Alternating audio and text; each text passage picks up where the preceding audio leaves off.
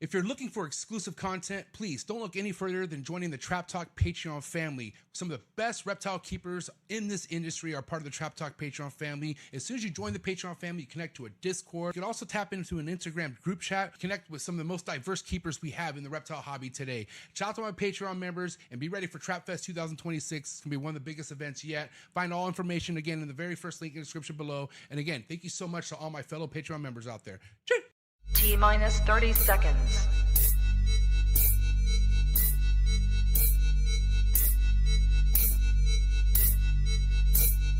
T-minus 20 seconds.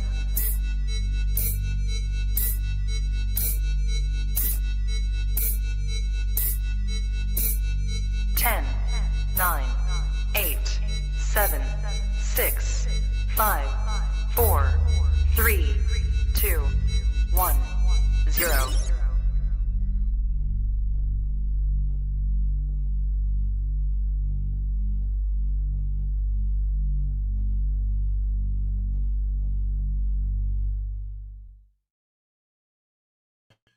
Trap Talk Reptile Network, the coolest reptile network in the world. Welcome to episode 769, New Breed on the Block. Superior Scales, Ryan Thomas in the house. Stoked for this one. Oh my gosh. Lots to get into tonight, guys. I'm your boy MJ. If this is your first time listening, do me a favor, hit that like button if you're enjoying these episodes. And if you hit subscribe, hit that notification bell, select all. You'll be notified of every podcast release out of the Trap Talk Reptile Network 7 days a week, Monday through Sunday, okay? You'll never miss a beat with anything that's released, especially these Mondays with myself and Biggie, Top G, Abuelito in the building. What's up, player? What's up? Fuck that one up a little bit, but it's all good. How you doing, man? I'm kind of like delusional right now. I'm tired. I had a crazy workout at the gym. That's all. Killing it, bro. Yeah, dude. I'm doing great. But I'm good, man. I mean, you could definitely relate. You know how it is when you give it all in the gym and you're just kind of fucking, you feel flat afterwards. But It's all good, man. How you living, bro? What's good? Good. Everything's good. Just working the animals hard, man. Feeding, breeding, ultrasounding this week or next week, and just putting an end to this breeding season soon. I'd say in about a month already. And got clutch 4 this week. Okay. Yeah, so things are coming little by little. Yeah, I'm sure you have moments where it's all coming a lot at once, right? Like throughout the year. July. Okay. Yeah, July and August. That's when I get slammed. So. Well, I'm glad I don't have Trapfest in July anymore. Yeah. Yeah, dude. How's your grandson? Great, man. Everything's awesome. It was great Mother's Day. Yeah. Beautiful time, bro. Shout out to all the moms out there. Shout out to Carly for having, Lisette and Lily on the show yesterday. That was cool to have like a little Mother's Day special and have Carly do her thing.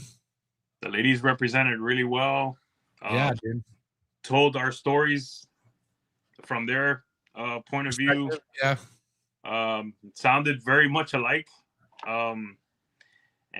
It's, except for the podcast, obviously. But I don't know about the names that they had on. It said MJ and Emilio's handler. I didn't. What's that supposed to mean? I'm just kidding. It's pretty on point. She can handle me all she wants. There's no lie. It was nice to see them on there. I watched the whole episode. I was proud of all three of them. Awesome. Yeah, dude. It's a great show. Yeah. Trapfest is next week, man. You ready or what? Hell yeah. Finally, you're coming back to Cali, dog. Yeah, it's like, it's where I've been the most travel-wise, I'd say. I love it over there. So yeah, it's gonna be good to hang out with all of you, Mark, Bill. I love Marshall. Marshall's my dog.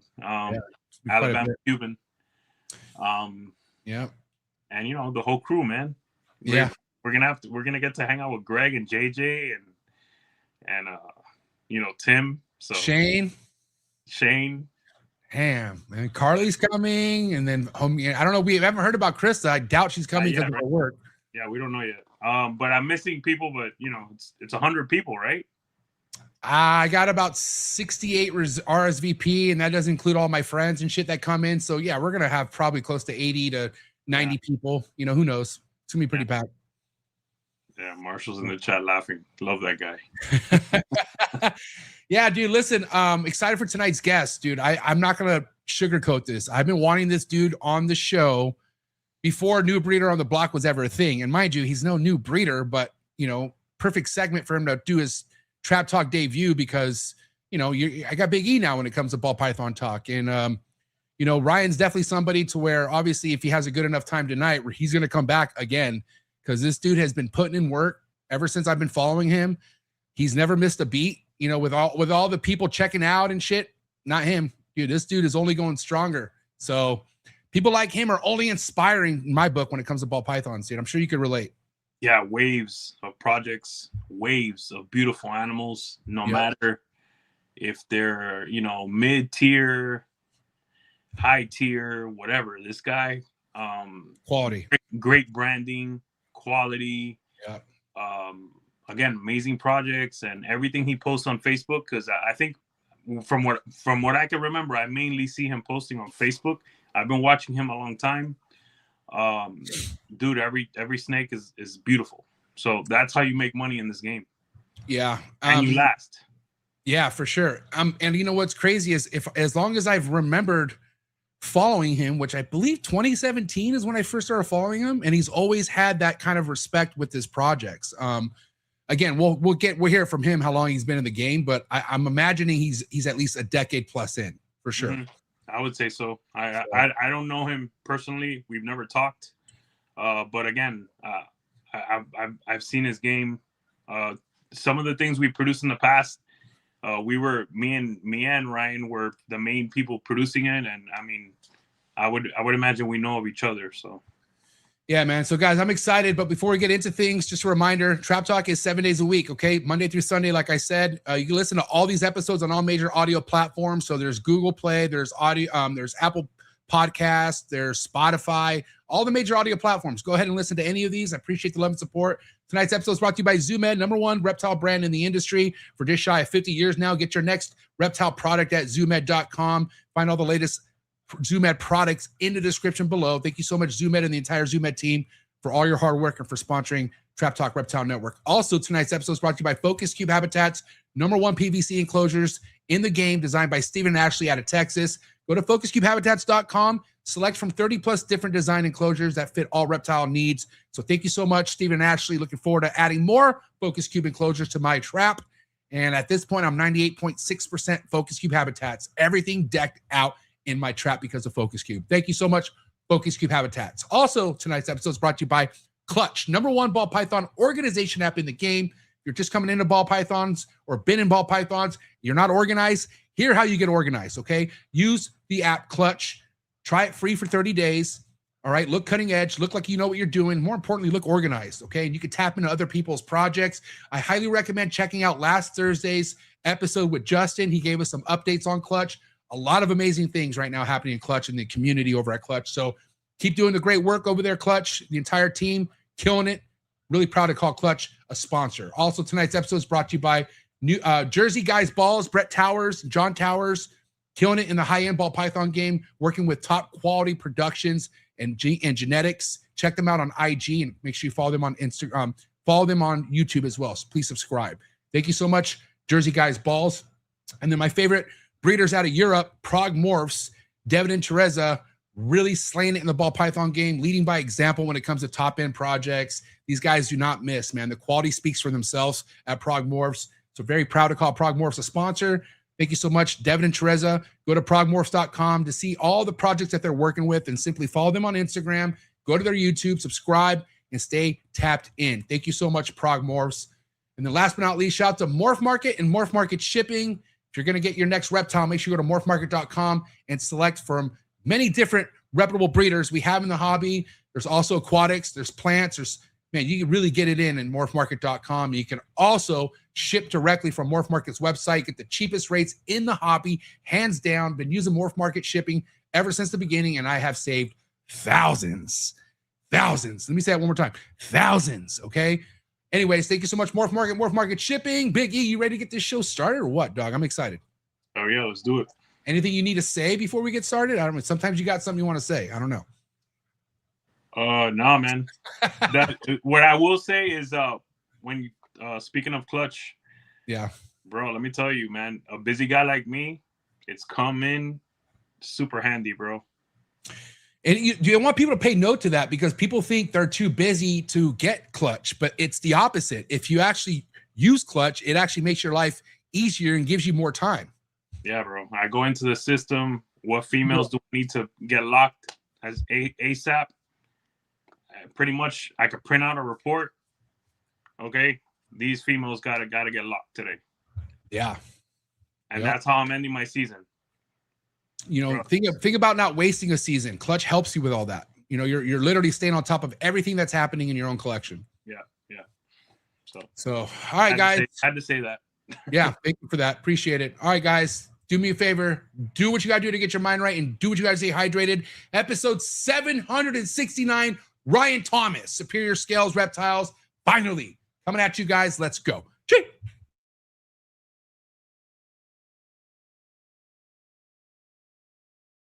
Good. You ready for do more in the future? Trap Talk podcasts? Yes. Man. Only Trap Talk. Exclusive. Yes. Exclusive. Oh. So stop calling us. Rub the spot, get the club to pop. When I come up with the crop, God love it or not. I'm hot from the hop to the rub the spot, get the club to pop. When I come up with the rub the spot, get the club to pop. When I come up with the rub the spot, get the club to pop. When I come up with the rub the spot, get the club to pop. When I come up with everybody, we do it. Everybody, we do it.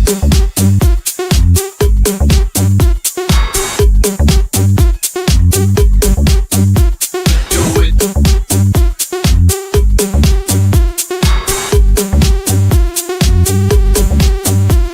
Do it.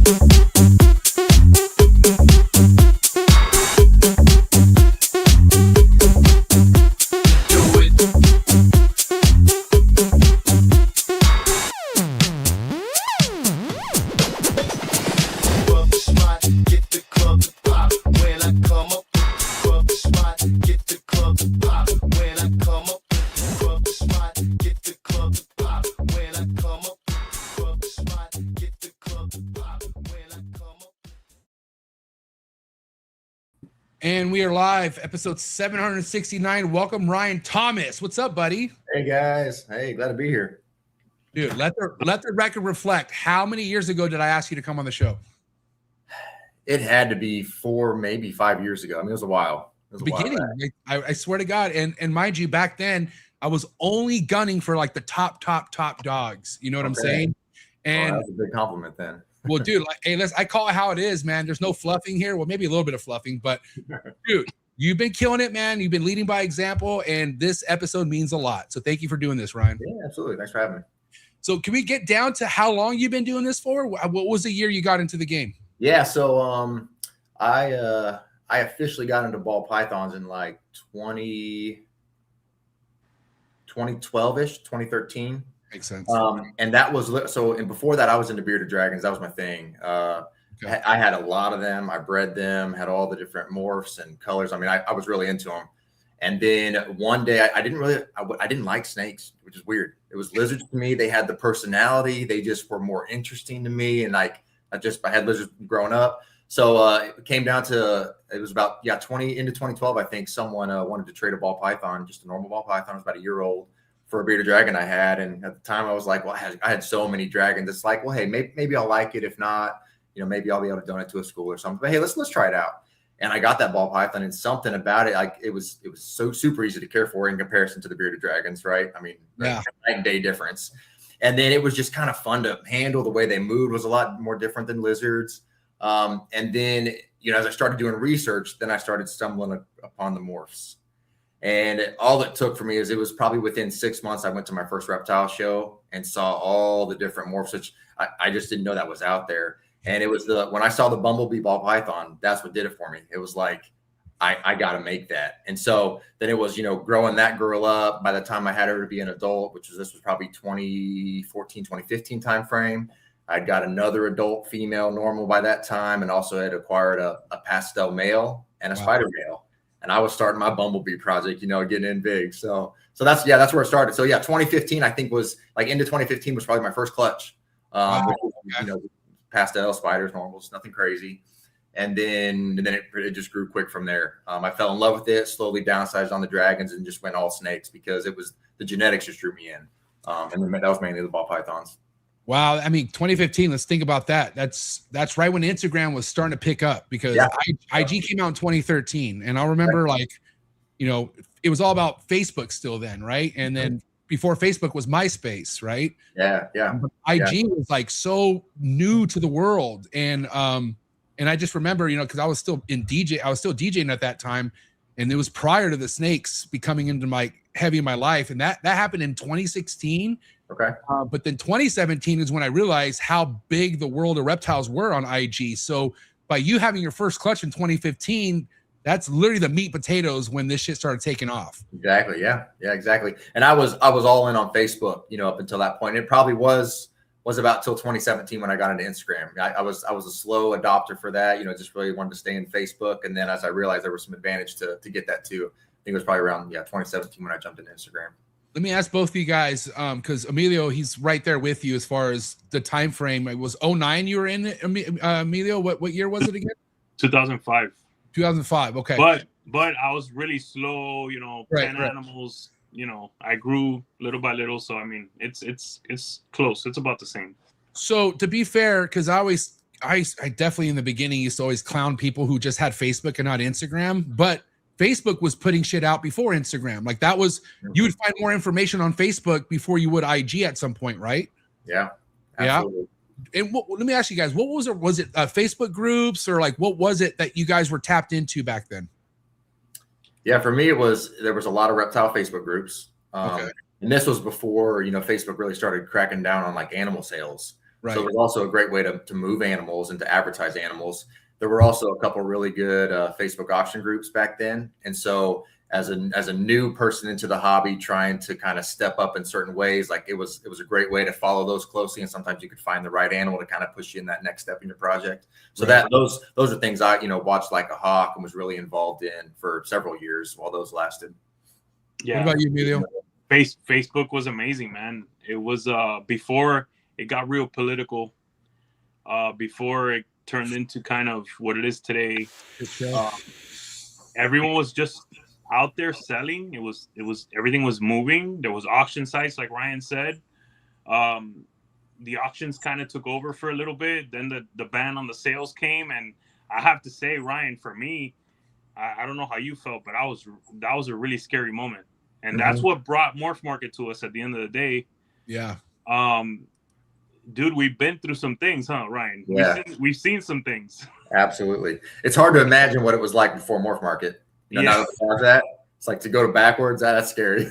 Yeah, Facebook was incredible, man. Yeah. Facebook, you had some pretenders. You had people that would mess with you, tire kickers and whatnot. And actually worse than sometimes what we see on, selling platforms.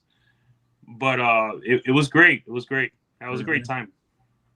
So Ryan, I got to ask you, as you were paying attention to projects and genetics, were you pretty thick in the Ralph Davis days? Were you was Ralph Davis kind of like your Kabelka back then, or who were you looking up to? Yeah, I mean, that's a good question. I mean, he was definitely his blackhead stuff.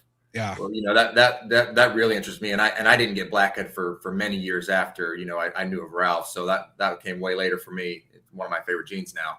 But yeah, Ralph was definitely one. I would say it's weird because some of the guys that I was actually, so I didn't have a lot of money initially to invest. I mean, I still that's not my claim to fame, is being able to get into high end stuff. I still don't really have a lot of high end stuff that I put out. So for me, it was some of the smaller guys so for example, there was Jason Valenica was a guy back then who was just putting out super gravel stuff. I think Shane was another guy doing it, but I was following those kind of projects because I liked Bumblebee stuff, then it was like a few years later, I noticed pastel highways. And so I was following some of the more niche breeders, I guess. And so super gravel was like my first investment into a project that I thought, I like the highway stuff. I like super gravel stuff. I was like, what else can I do with gravel? So like, that was kind of my first route. So it was like, initially I wasn't following a lot of the big guys. And that was just part of that too, was probably my mentorship into it. I was kind of on my own at first, stumbled across Jared Fopp with Dragon Tamers. He was kind of my initial mentor, but he was a local guy. So it just, I wasn't, the world was a lot smaller to me when I started out, Yeah. A lot smaller. Go Biggie. So Ryan, again, we have a lot in common, bro. Yeah. I didn't have a lot of money. I worked all this way up, all this into what it is today. I'm here. I was broke. Yeah. I did those double recessive pairings early, a lot of them actually. I got into clown through a trade, through some really nice triple incomplete dominance I hit that had value. Yeah, man, I built this from the ground up, and it seems like that's kind of what you did as well, huh? Yeah, I think and there's nothing wrong with the guys that can put in a lot of money up front. I mean, there's a lot of value there too, and you need that part of the hobby and the business. Like, you need people that can do that. But I do know when you build it from the ground up, you have to really love the animals. Like, you have to enjoy what you're doing, because you start from the ground, and it's going to take you multiple years to do certain things you want to do. And some guys can maybe jump right into it. So I think that has shown me too, like, I just really enjoy doing this. And that's why I'm still here doing this, 10 plus years later. And this is shaping up to be my likely my biggest year ever. So it's like continually growing, just kind of pushing forward each year. Yeah. And one of the things I'm kind of glad about not having money coming into this is, like, I was like you, Ryan, like anything I would find out, I was just blown away about. And I'll never forget, like I was able to acquire a bunch of fucking snakes that didn't really make sense, but they were just Craigslist purchases. I'll never forget having a rack with empty tubs. And I'm like, I got to put snakes in here. Like, there's no way these could be empty. And so all I ever wanted was something to pull and for me to look at. And then as I got to the point of like 30 something snakes, and I was really paying attention to projects, and then I would look at the snakes I had, I'm like, wait a minute, this isn't going to work. Selling snakes to other reptile keepers, they would come over and they would teach me shit. Like, I'll never forget when the guy pulled one of my snakes out, and he's like, is this gravel? And I'm like, the fuck is gravel? He's like, you see the belly marks, blah, blah, blah. He's like, this is how you need this snake to make super gravels. And I was like, what's a super gravel? And I'll never forget, bro. I probably stayed up for 2 days looking at highways, looking at freeways, and then wondering, like, okay, if I do have a gravel, where can I find another gravel? Yeah. And I remember looking them up I forgot where I was even finding them at. And it wasn't MORPHMARKET. It was somewhere else. Like, probably just like what was that, World of Ball Pythons or something that was there, right? And then I saw like normal fucking looking gravel was like $800. And I was like, the fuck, that thing is $800. But then that's when I realized, like, dude, you're not buying that snake for what that looks like. You're buying for what it can make. And that was like a fucking whole door that opened up in my mind. And I didn't waste any time, dude. Like, whatever 30 plus snakes I had that didn't make sense, they were gone. Like, because luckily during that time, you could post it on Craigslist, and someone, like, you could flip shit like nothing back then. Exactly. Yeah. I'm not advocating being a flipper, but dude, that's what got me involved is I would buy something and sell it for even more, and I would reinvest that money into shit that I needed. And so, but yeah, gravel, dude, that was my first love. No, GHI was my first love, then super GHIs, but then the super gravel. But then 2017 to 2019, the super gravels had a lot of value. They were nowhere near what they are now, but there were something where, like, it took money to get a snake like that. You know what I mean? It did, yeah. But I'm so glad I started from the ground up, because it just made me appreciate every single step I needed to take to get there. Because we all know when you come into this game broke and you are able to get to the point where you have a clutch and somebody's going to give you hundreds of dollars for one baby, dude, you're so happy. Like, oh yeah, feels like it paid off. Right. And even to this day, bro, $300 for a snake to me is a lot of money. Like, just $300.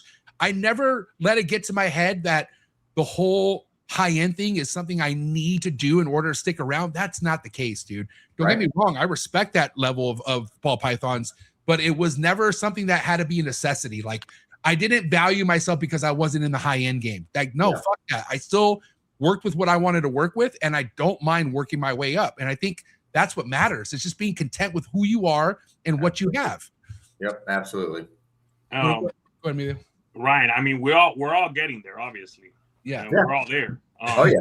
But Ryan, correct me if I'm wrong, but I think me and you are the two breeders that probably made a killing and produced the most gray matters. Oh yeah, it was me and you. Absolutely. Gray matters and the 8-ball matters. Oh yeah. Yeah, bro, those things, bro, like hotcakes. Yeah. And those things were going. That dude Viper. Yeah, he goes by Viper in Florida. What the hell's his name, dude? He's pretty low key. Let me look up his name. But anyways, keep going. I didn't mean to cut you off. Dude, those things were going easy 1,500 2Gs. Yes.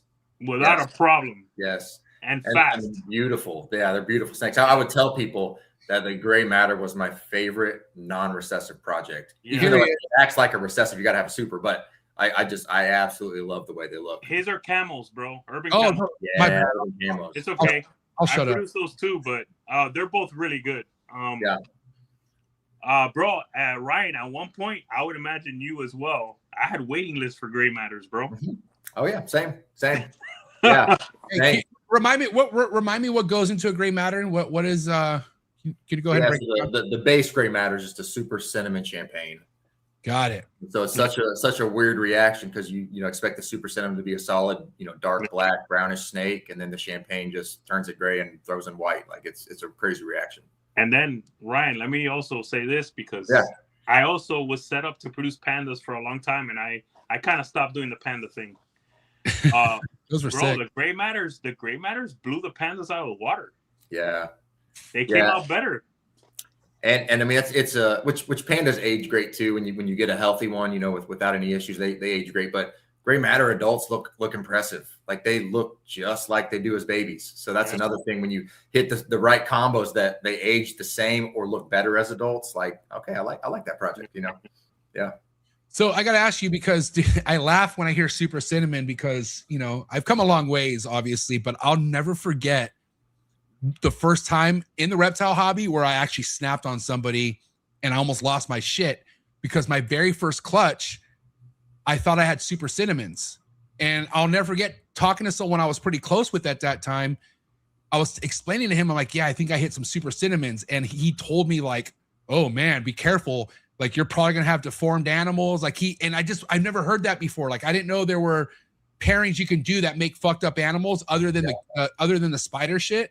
So I lost my shit. I called the dude a hater. I was like, you're just fucking mad because I got my first clutch. Yeah. But really, all I'm trying to ask is like, did you guys have issues making gray matters because of the super cinnamon flaws that they could have or anything like that? Or no? Go ahead, Ryan, first. Okay, I'm curious to hear your story on that too. So I know, people would say, it's going to be like 25 to 50% of your super cinnamon and the combos of those that are going to have issues. Right. And I don't know. I always incubated lower. I still do. I incubated 87 degrees, and that's just, I'd rather them take a little longer. I always felt that maybe made stronger babies. At least that was my hypothesis. So I was in a rush. So maybe that helps. Although I've also heard that temperature doesn't help. So, okay, we can cross that out. But I really think it comes down to the lineage of them and maybe how closely they're related. I think that probably is the biggest play. And so for me starting out, I was getting my cinnamon stock from all different places. And so my deformity rates with any super cinnamon stuff was well under 10%. Like if I had one per clutch that was high, like it was super low. And I was having, I'll have issues when you produce enough clutches, like other genetics they'll come out shark mouthed or they'll come out kink. Things happen with other genetics too. So for me, it's like, with what I could see, and I know the stigma there was there, but with what I could see, I couldn't pinpoint that, hey, these are having higher rates than any of my other projects. So except for one, there was one time when I had I think it was a gray matter male to a cinnamon mom, bred those.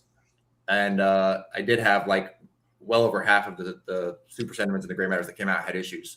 Looking back through my records, I realized that cinnamon was the mom to that gray matter. It was the gray matter was when I produced. And so right then, never paired them again. But like every other pairing I've had, I have super low issues with them. And so, like I said, I'm guessing it's a lineage and a relationship thing. For me, my backbone was using the Allele combo. Mm-hmm. I used black pastel, the 8-ball, black pastel and cinnamon. Yep. So for me, the gray matters always were good. Now here and there, I would get an 8-ball that was messed up, or if somehow I bred, let's say I bred it to the wrong animal or to an animal that I hit a super black pastel, there I saw more deformities. I see, again, anecdotal, like Bill says. I've noticed more super black pastels kink and have deformities than super cinnamons, and obviously the 8-ball. The 8-ball, 90% of my 8-balls came out perfect. Mm. Yeah, that is interesting. Yeah, that's super interesting. Yeah, the super black pastel stuff for me, at least here, had a higher tendency to have issues. Yeah. I did, for the most part, incubate at 88. I never really lowered it, but I mean, that's what I did here. Yeah. Now, once in a while, I would notice, I would notice with the gray matters, like a slight, I don't know, how do you say slower, establishment? Like no, how do I say this? Without the short buses, or what do you mean? No, like kind of a special need look, or a special need thing going. Yeah, titity. Yeah. Are you meaning like the champagne wobble that'll sometimes be there? Yeah, like when you're layering, you're adding a little bit of potential for that. Yeah. Yeah, that makes sense. Yeah. But again, one of my most successful animals here at Villarino Reptiles for sure. And I'm always going to produce them, but just not as much as before. Yeah, I did finally got hypo into the project, which I really like, and I'm finally getting those animals that they're like 500 to 700 gram range now, and they look really cool too. So I'm excited to see how those compare to just the gray matter combos as adults. But that was kind of a cool thing to kind of add to it, because with gray matters, the thing is, it's kind of I'll call it a dead end project to an extent. It's super cinnamon champagne is like perfection. It looks amazing. You can add pastel if you like the lighter gray look, which that looks pretty cool in them. And then when we found out from Dave Gutierrez that you can add in blackhead and make the dark matter, well, then that was like the next cool level to it. But really, that's your range of stuff, at least that I found so far, that really works with it. So it's there's not a lot you can layer onto it. There's just a couple different shades you can do, and then that's the project. But they're beautiful. Yeah, and then the blackhead seems like it added pattern. Yes, it does. Yes, the few that I've seen all are heavy patterned. Yeah. Yep. Dude, and I don't know what snake this is called, but probably one of my favorite productions you showed for sure. This thing that's the blackhead super cinnamon. So basically it's kind of like that, one of the iterations of it. Yeah. And I really like she's staying really dark and not like iridescent. There's sometimes she looks like a white lip python, especially when they're younger and they're dark. Yeah. So it's a cool one. Yeah. What's a snake like this go for in today's market? I'm curious. Like I sold a male this year. I hatched out 2, kept the female, sold the male for $1,500, and he sold pretty quick. But he's a step to the dark matter, so it kind of makes sense. Yeah, that's why I love projects like this, because no matter what year it is, it's always going to be something people want because it's a look visually stunning stuff, and there's certain looks that are just timeless. People like them, and all black or an all dark snake is one of them. Yeah. Hey, an 8-ball at my table, every single show I'll sell one. Yeah, I believe it. A gray matter, it's a little bit of a higher price.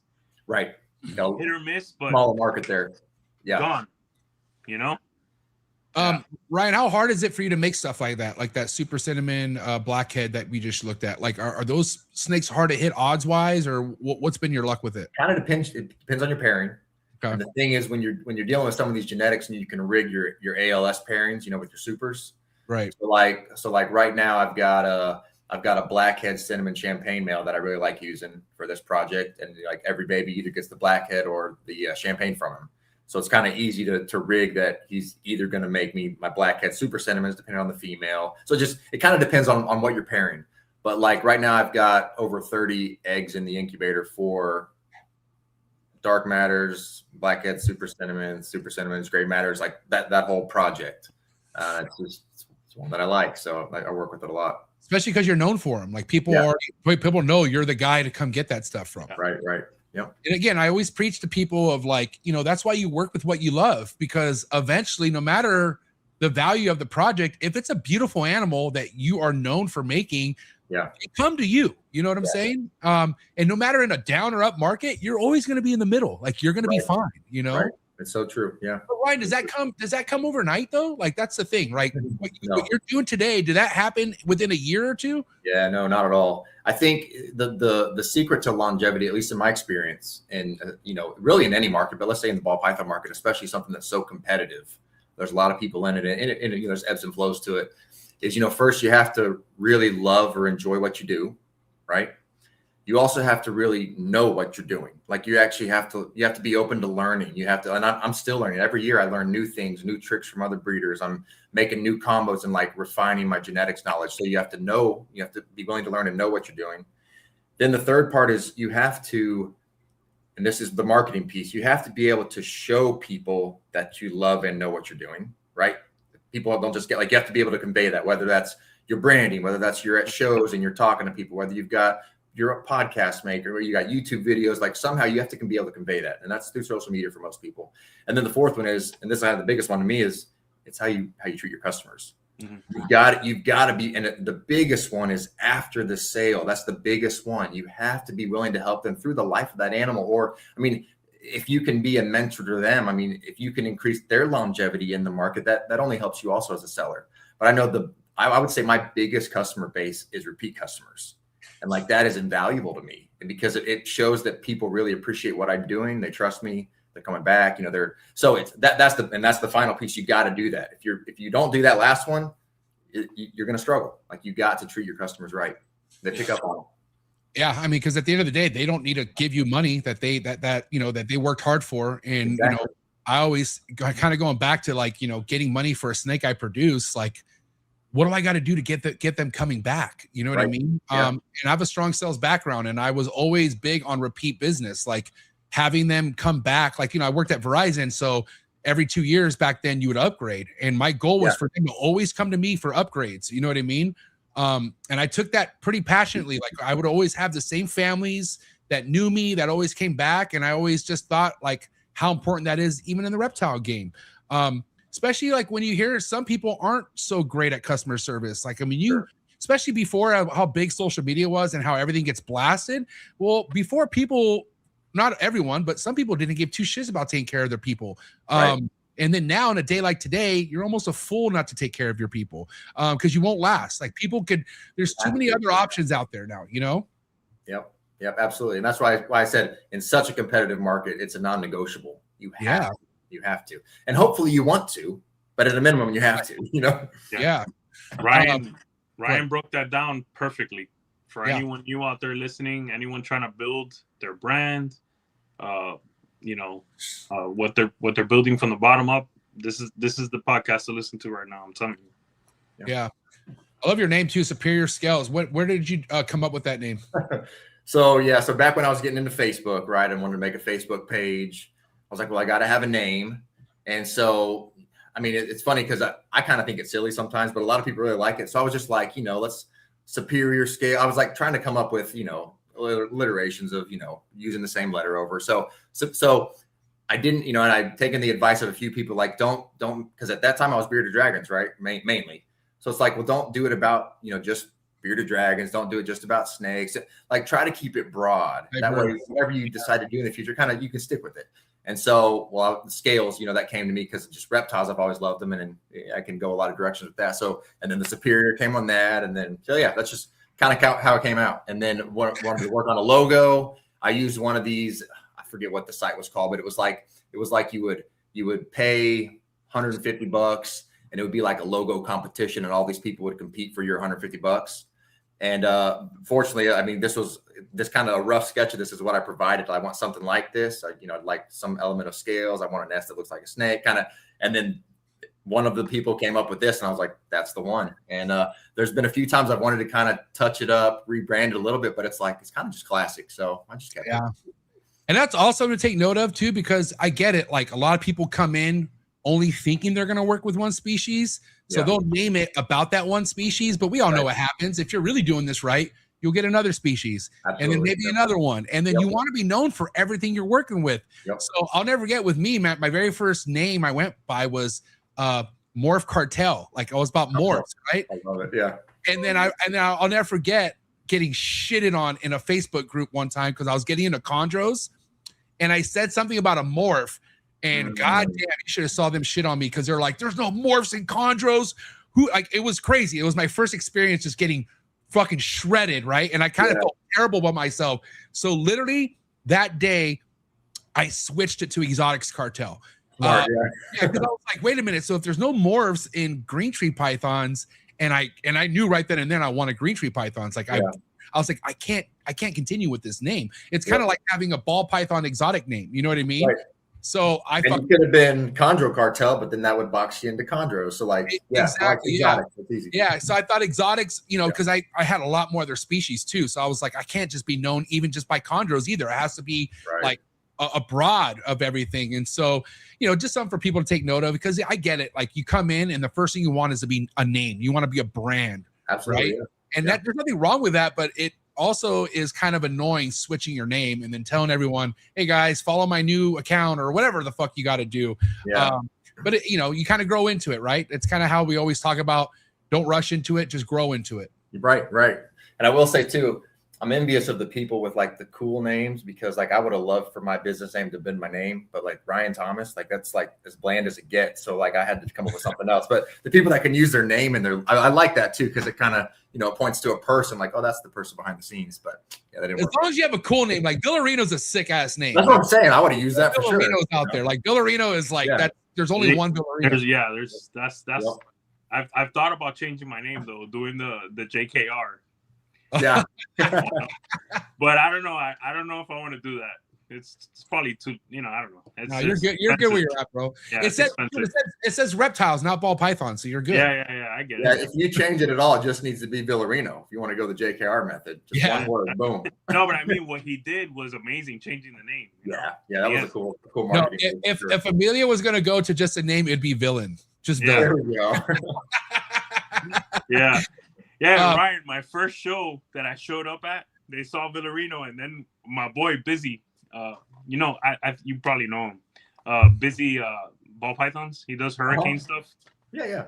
He comes up to my table and he's like, "Hey, you're the villain?" I'm like, "What?" Villain Reptile. Hey, I said, "Damn, nice to meet you, bro. That sounds really cool." Damn. That's awesome. Yeah, but Ryan, so what was that project you started a few years back, like let's say with some recessives that you're really excited about? Yeah, so let's see.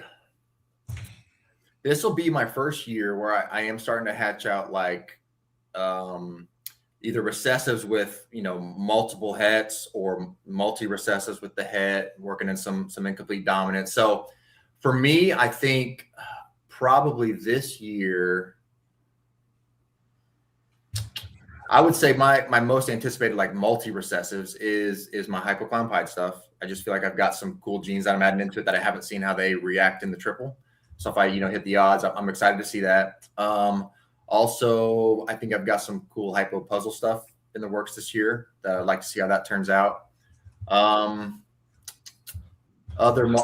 then I've got some really nice desert ghost hypo clown stuff that I'm really excited. We've got some dark genes working in that. So I'd like to see how that turns out this year. Actually got my first clutch for that. Will lay any day. So what was the pairing? What's the pairing on that clutch, Ryan? So this first one is just a stranger triple het to a desert ghost double het. So I just want to see, and I've seen it before. I mean, it's not like a first or anything, but that stranger triple is just a really beautiful snake. Yeah. Awesome. So I'd like to hit one. I don't care, male or female. I just want to see it. That's it. Yeah. And you also work some genetic striped clown, correct? Yes. Yep. Yeah. So I remember seeing that, and they were really really nice. Yeah. So kind of working a few different directions into that project with some darker genes, but also adding in desert ghost this year. So have the chance at some triple visual Desert Ghost Kikis. So yeah, I really like that one as well. The thing is with these multi-recessives, man, Desert Ghost is such a nice addition. I don't care which one you're doing. Yeah. It works so well with almost all of them and just helps how they age. Yeah. So, and I was slow to get into Desert Ghost, but when I did, well, of course I did. And then it kind of crashed when the whole genetic stuff came up. We don't need to talk about that. But now that it's kind of, it's come back full circle, I think, and gone back up a little bit. But Desert Ghost stuff and hypo stuff, I worked so much of that on my projects because I love how it ages. It's really nice. Yeah. We talking about a fucking, like one of the best polished genes out there. Yeah. EG just brings a whole nother level to it. And again, kind of going back to like Blackhead, you're talking Stranger, Hurricane. You put GHI, you put that shit in anything double, triple recessive. It's game on, bro. You know what I mean? Yeah, absolutely. Yeah, and that's what matters. I have a question about hypo because you said, you just recently started caring about hypo. Or I don't know if caring is the right word, but hypo wasn't an interest to you in the beginning, right? Like you were. So it was actually. So Okay. hypo was, so I liked hypo pretty early on. I did get a little bit let down because a lot of people were like, oh, it just kind of washes out the color. Like it, Right. it's the boldness of it. It's like dulling the blacks. Like it just doesn't look as good. But for me, I'm looking at my adult hypo combos and I'm like, those look so cool compared to like the non-hypo equivalent. So for me, I've actually always been working hypo. It didn't really blow up for me with other people liking it until I started adding Blackhead into it. And then when I started getting inchy into that too to bring the oranges, then it's like, oh, that's actually really cool. And then the GH, any of the dark genes, you work that in hypo, super chocolate stuff. I mean, it starts looking really nice. But I didn't have the right genes initially to where people thought it was cool. I thought it was cool, but hey, So GHI was the reason why I tapped into you so early because that was, again, one of my very first loves. So all I would do was look at people who was working GHI, and you were the guy. I'll never forget. You were one of those like handful of people that I would literally just stalk their fucking page and just drool over this GHI stuff. Yeah. So GHI is one of the beginner, I guess investment morphs for you back then, right?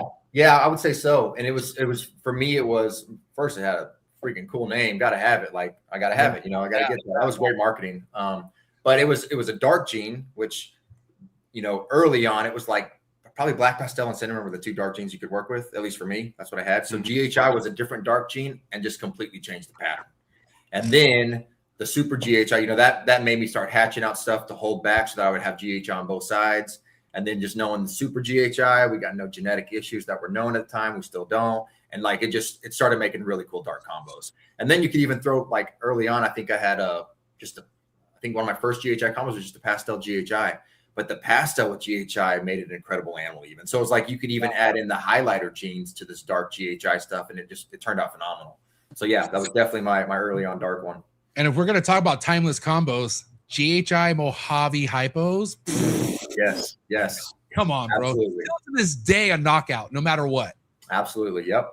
Yeah. I'll never forget. GHI is one of the most versatile genes, I'd say. Mm-hmm. Yeah. I would agree with that. It's funny though, the only, like, at least in my projects, the only project that I found that I don't really like it in as much, there's some cool stuff, is like my highway and freeway stuff. Yeah, I agree. I don't like it there. I expected it to do a lot more. And I just, combo after combo with it in, I'm just like, it's not quite doing enough for me. But every other project, it's a must. Like, it is a must. Yeah, because GHI is a powerful gene, but when you have it in super gravel, it's very subtle. Like it's and they all don't look the same. I remember there was a time maybe 3 years ago where I made a super gravel that had GHI, and it was clearly different than the others, but it wasn't as drastic as I wanted it to be. Yeah. I just expected a dark punch of some sort, and it just wasn't there. Maybe I need super GHI. Maybe that's the trick. Maybe I need to get there. Yeah, I gotta tell you, my whole super GHI vision has now re-enhanced after Justin talking about it on the show last week. How like, and it was kind of, it lines up to what you said. It just lands on the parents. Like super GHI, just because it comes out funky with some people doesn't mean it's not worth working. You just got to find a good line of it and stick to that good line. True. And that lines up with the super cinnamon stuff you're talking about. Absolutely. So, and then so hypo, again, you've always had it in the mix, but it didn't become a force to be reckoned with till you started adding Blackhead. Blackhead was the game changer for me. Yep. Yeah. And then also I ended up getting a GHI black pastel hypo male years ago, which I still have him. I use him till he's awesome. And working in the Mojave and the Mystic and making those kind of grayish hypo snakes like you were talking about. That was the other kind of another route that people, they either like the blackhead, the orange hypo combos, or that kind of gray ghostly look. Here's a blast from the past. Why don't we talk about this real quick, Ryan? Because I heard about this gene, and it's just, you hear about things, they get kind of talked about everywhere. Yeah. And if enough's not being put out, people stop talking about it. I got to ask you about the disco stuff because I feel like I've heard about disco, then I stopped hearing about disco, and then I'm looking at this snake like, what the fuck is that? And of course, you have Disco Inferno Yellow Belly Clown, correct? Yeah, that's right. So when it comes to genes like this, does this kind of motivate you to continue to work it and just wait for the right time, or like what's your overall opinion on disco and whatnot? Yeah, so disco, I mean, it's, for me at least, where I love it is with fire, and that's what makes the Disco Inferno. That allelic reaction that there's nothing quite like it other than vanilla cream, which is kind of, it's in the same family anyway, so they're similar. But yeah, so, and for me too, this was, I don't know, probably 7-8 years ago when I saw my first Disco Inferno Clown. It worked really good in that project too. So I've worked with disco for a while. The cool thing about disco is the super version, doesn't make the white snake, which I actually love super fires, especially when they have a lot of like gold patches on them, but it's hard to stack genes in a super fire, whereas super disco you can. And then plus, if you then mix the disco and fire, you get these really crazy patterns. And so, and probably one of my favorite Disco Inferno combos was a cinnamon yellow belly Disco Inferno. And it was like, it had almost had like a white duck beak because the nose was white. And then it just had a real subtle, like soft color throughout it, almost like gray matter, but it wasn't gray. It was more like a tannish brown, and then a lot of white in it still. So there's some cool things. And the thing with and I've worked GHI into this project. Nice. I've worked a lot of different genes in it. And almost every time you get spot nose is a really cool gene in this. It changes the pattern. So like you can pick out stuff and the differences that it's doing. So it's not, just doesn't get masked easily, but it always really nice patterns. So again, I'm not a big expert on yellow belly. I love yellow belly. Don't get me wrong. Like looking at this snake, what tells you it's yellow belly without having to test it? Like, what do you think? So yeah, good question. It's not super clear in this because I'm looking at a top view, but if you looked at the, like right above the belly line, it's just really orange. And like, as soon as it gets to the belly, it's like sharp white. Like without this being yellow belly, there wouldn't be, like, the sides wouldn't be near as orange or kind of flame like. So that's how. And a lot of times too, because in this clutch, I also had hatched out a pastel Disco Inferno Clown and then just a regular Disco Inferno Clown. For me, one of the greatest ways to ID is clutch comparisons and like checking out the differences in the babies, because that's when it's the most easy, when you can see, +1 or -1 gene. So that's helped me a lot. How much has shed testing changed the game for you? How much shed testing do you actually use, Ryan?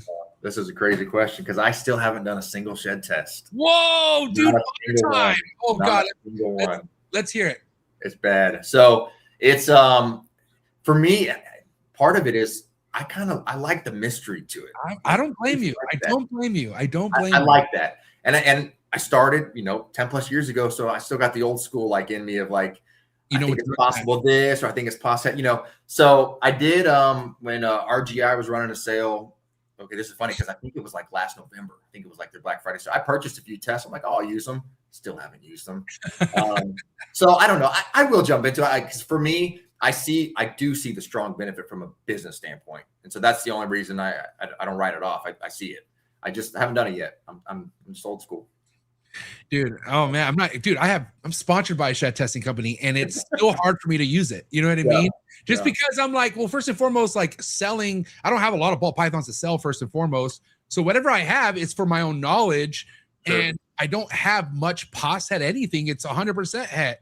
And I get it. Like, I feel like as far as how you look like, if you know what you're doing, it's good to shed test because it's what everybody does. But some people don't need to do it. You know what I mean?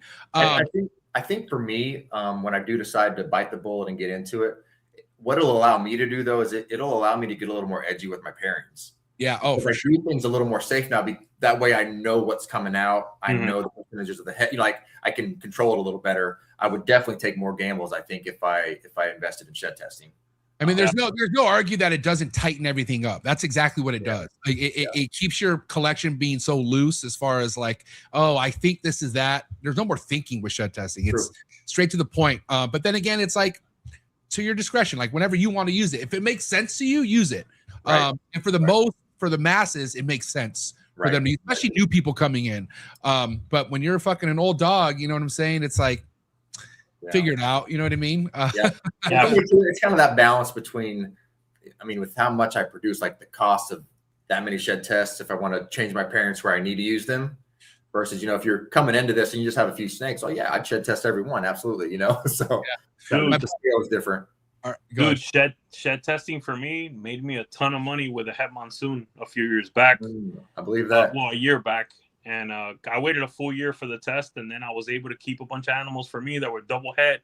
Yeah. Exantic monsoon with Mojave and special and whatnot, and ultra. And bro, I was able to test all that stuff and make a ton of money. And then this year, I have some parents jumpstart your projects. Like you save 100%. years. You save years. Thank God for shed testing. But I'll tell you guys, I haven't used it as much as some people might think. But like this year, I have a pairing. I got a pied double het Exantic Sunset. Oh, nice. Breeding an Exantic girl. Yeah. Bro, any visual Exantic there has to be tested. Yeah. Every animal there has to be tested. And then those animals are going to be some of the only animals available for that project in the world. They will. Yeah. Thank God for shed testing. Yeah. That's awesome. So, if shed testing, you know, even for an old dog like me, it puts us in a different position, bro, to be creative with our pairings. Totally. That's the gamble I was talking about. You can take that because you'll be able to figure out what the babies are without raising them up. It's a whole other ball game, bro. Yeah, I love it. But guess what? I also have some sheds that are still there that that haven't gone yet. Yeah. I found a Ziploc bag that had like 15 sheds in it from not last year's, but the year before. Yeah. And I misplaced it somehow. And I'm like looking at this shit. I'm like, I doubt these are good anymore. I just fucking threw it away. So, but again, I'm not working shit like Emilio is. I mean, my goal is like, I'm going to be stepping my ball python game shit up here pretty soon. Yeah. And again, doing the stuff I plan on doing, it makes no sense for me not to shed test. But sir, you're sending out a bunch of chondro sheds too. Yeah, well, exactly. I mean, and again, that's probably why it won't be an issue because I'm already on the chondro train. I've already turned in my first handful of shed tests to Phenom with my chondro stuff. So, you know, again, I need the reason and the excitement to want to shed test, and I'm now reliving that with shit's getting real. All right, so real quick, I'm ignorant when it comes to chondros. What are you shed testing for if it's not morphs? Like, is it sex? Yeah, sex determination. Yeah, because you know, one of the things, and again, it's kind of as a seller, it's kind of like, damn it, like I like not having to know the sex because you know it keeps the value, but also it really depends how much male or female is in the clutch, and you know, it's honestly, it's just like how we talk about ball python shed testing. It's here. You got to use it. Customer, if you don't use it, they're gonna go spend their money with someone else who's using it. So, and also too, like now we're talking about. I mean, shit, I have some chondros that don't shed plugs until they're like 2 years old. And then I've even had chondros that I thought were female that turned out to be a male 2 years later that I probed. And so a lot of time too then. Yeah, dude. So it's kind of exciting for my own holdback sake. Like, oh shit, I know what's a male, what's not a female. And then also too, Phenom's working towards locality and like lineage shed testing as well. So this is going to be like sex shed testing is only the first chapter of many chapters with the chondro shed testing that we're going to be able to take advantage of, which is really exciting. You know what I mean? To be able to track something that goes to like Greg Maxwell or Trooper Walsh, that's fucking amazing. You know, those are the godfathers that started everything. So that's where that's at with and pretty excited for it. I got to ask you, Ryan, you know what? Go ahead. Emilio. I have to comment on this. While not my wheelhouse, I believe this chondro testing is going to be incredible. People are going to build collections faster. you guys are gonna run out of chondros like faster than ever. I believe that the chondro market is gonna expand big time. Yeah, I mean everything has a boiling point, but then there's also a burst in the bubble. So I think you know, here's the thing: like chondros aren't ball pythons. Like No, for sure. it's not that easy to breed, but people can figure it out nowadays. Like it's really also not that difficult, but it is difficult. You know what I mean? Yeah, but automatically to me as a ball python guy, I see a bunch of guys wanting all your females, and you being able to pump the price higher on all those girls. Oh yeah, yeah. Bill Stiegel said it on an episode. If you have a clutch of 15 babies and one female is in that clutch, and if it's a high-end clutch, that female, the cost of that female just went through the roof. You know what I mean? Yeah. So yeah, you're right, 110%. My question, next topic for you, Ryan. You know, 2026. You know, I like to say, it's not the breeding that you need to worry about; it's how you could sell or how you could hold things back, right? Yeah. So, what has always worked for you, or what's been working for you when it comes to having stuff available? What do you rely on? Do you like the van? Is it Morph Market? What's your go-to? Yeah, you know, it's switched a little bit over the years, and part of that's just due to I've got a family, wife, young kids, and so depending on our busyness in life and our seasons, we've changed. So like right now, I've slowed down a lot on vending, so it's been a lot more online. I've been trying to get more social media content out, and then using Morph Market has been, you know, been a game changer for me. But before that, it was a lot of shows, especially, you know, shows. I never traveled too far. Once again, small young family. But, you know, within 4 to 6 hours, I mean, I was pretty much doing every show I could the last 2 years in my area, which that's a lot of shows here. We got too many shows, but that was a lot of shows. Yeah. And so now, step back a lot. I know for me, and I've been doing this for several years now, when I come up with like my breeding plan for the year, you know, I'm looking at like, I try to have a good variety of like things that are kind of bread and butter, things that I know my customers are looking for that sell well every year. You know, a lot of stuff in like the $200 to, you know, let's say $600 range, like just some not really nice stuff that this is the end of a project. Like I'm not taking this any further. There's nothing, this isn't like a multi-year, I'm adding recessive. Like these are just kind of bread and butter stuff. And I know they'll sell well. Then I'm also looking at like half my projects for things. And in that half, it's like, well, certain things I'm trying to progress for myself, my own projects. And those will be like these multi-recessive projects I was talking about. You know, that's more for myself.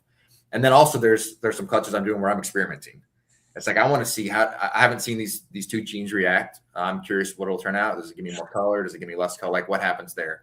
And so I try to do a balance of that. So that also has helped me, I think, each year have a good amount of stuff that sells well, but also being able to hold back a good amount of stuff for me to keep furthering my projects. And something too, which I think is worth saying is, you know, chasing the multi-recessive stuff. I think it's like, it feels like the thing you're supposed to do because that's what people say. And you see the big guys and they're popping out the 3 and 4 gene, you know, multi-visual recessive animals, and they look amazing. But it's like the amount of snakes and the amount of clutches or the amount of eggs you have to hit a lot of those things, or the amount of money, either way, like it's just not super feasible. And also there's not a huge market for those either. It's a high-end market that's looking at that. So I think it's really, really valuable to be working on projects that you like visually, because also when you're going for these multi-recessive projects, you're going to have a clutch of a lot of normals, you know, like you might have one banger in there, but a lot of just kind of, you know, just more plain looking stuff. And so for me, it's like, especially since I didn't come in this with a lot of investment money over the last 10 plus years, I think I've really refined like learning how the genetics interact and being able to do things that aren't multi-recessive projects, but I know these genes work really well together. It's going to make some beautiful animals. So I think that's just a skill you pick up. You know, it takes time to do it, but I think it's worth it. Such a good point, dude, because again, to each their own, but oh man, you want to know what cringes me out is somebody who's invested in the high-end market. They produce some really sick shit, but they got to go to auction to sell it. Right. Dude, right. What? Right. I'm sorry, dude. I know there's some people out there who are like, oh, don't make the auctions look bad. Auctions are great, but not for high-end stuff. You're not going to convince me otherwise. That's a fucking cop-out. If you have to take a triple recessive to a fucking auction, dude, what are you doing? Yeah, it's slacking on your marketing is what you're doing. You jumped way too high up the ladder, and there's nothing wrong with that, but you better have a fucking game plan other than auctions, because I don't understand the point. I really don't. Yeah, it doesn't really make a point. It doesn't make sense. Yeah, but having to spend super high to get to sell on auction. Yeah. That, Yep. guys, you got to reevaluate that. Yeah. Yeah. Not a good look. I'm sorry, man, but people pay attention to that. And anyone in the high end game, first and foremost, it's a great opportunity for someone to come up. Go ahead, but as far as someone respecting your high end game, dude, no, it's not. Yeah. It's not what it should be like. But again, that's what happens when you grow too quick. Right. There's so much meat on the bone to focus on before you get to that higher end stuff.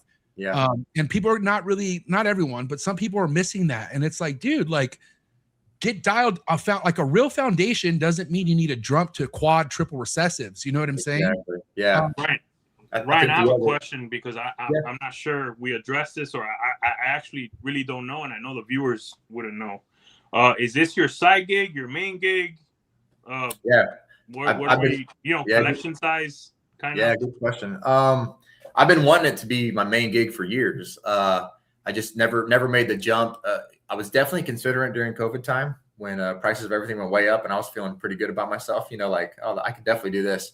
But for me, I've got I'm an electrical engineer, so I've got a really good job. Went to school for it. I mean, so got a family that's dependent on me. So like, just having something that is consistent and, you know, work for a great company, all that stuff. It's been hard for me to give that up to do this full time. Doesn't mean I never will. And prices aren't what they were during COVID, so, you know, it just looks a little more bleak now. But that was the plan. My collection, I've got about 1,000 snakes. So, I mean, I've got a pretty big collection. I do have a wonderful person, Nikita, who's with Pip Stalkers. She works for me and helps manage my collection. She pretty much works here full time. And then I also work here full time. So it's a lot of work for sure. And I couldn't do it at this scale without her right now. And when or if she needs to move on to something different, I'll have to find some more help if I want to keep it at this scale and keep the other job. So also kids are getting older, so eventually they'll, you know, step in and start helping. They love all the animals. So Ryan, there's nothing wrong with making double the money, brother. Well, true. Yeah. And what did Eugene tell us? The best employee is a girl, always. Yeah. I mean, bro, they do better than the guys. She's fantastic. Bro, when I was making both incomes fully, it was nice too, bro. Yeah. I got a new employer named Cher. She's a female and she's badass. I want to say shout out to Cher. She's awesome. I hope she never leaves me, but yeah, just want to throw that out there, man. Shout out all the female keepers out there. But yeah, you know, I don't know. At what point did you realize you needed help, Ryan? Like, when did you kind of look at your collection and be like, you know what, I could probably use some management or something at some point? When was that? So this was about 4 years ago. So it's been a little while. But for me, it was time is always the limited resource around here for me. Yeah. It's time. It's a time game, right? Yep. So although I absolutely love caring for the snakes and cleaning up after them. Like, for me, it's therapy. Like, seeing them freshly shed, cleaning the poop, changing the water. Like, I actually love doing it all. But I got to a point where it was like calculating how many hours I was spending doing that a week. And like, if I could move that into like my social media or my sales or have time for shows, that's the point for me. It was like, I can use, if I could have help here, I could duplicate or triplicate my efforts in another area and just grow the business better. So that's what it came down for me. What I could not do was limit what I was working with because I just like too much stuff. So that wasn't the option. So it was, I needed to get help. So Ryan, let me ask you this. When you say 1,000, is that with babies? That's with babies. Yeah, that's babies. Yeah, that's like, I mean, I probably have like at any point 300 babies. Okay, so 1,300 animals. No, the 1,000 is part of them. Oh, okay, yeah. And when I tell people, I always say around 1,000 because I mean it's always fluctuating. Okay, yeah. For me, when I produce babies, yeah, I'm in the 650 range. Yeah, it's a big number. Yeah, and it adds up, bro. It adds up. And I, like several years ago, all my babies would come in like a 4-month window.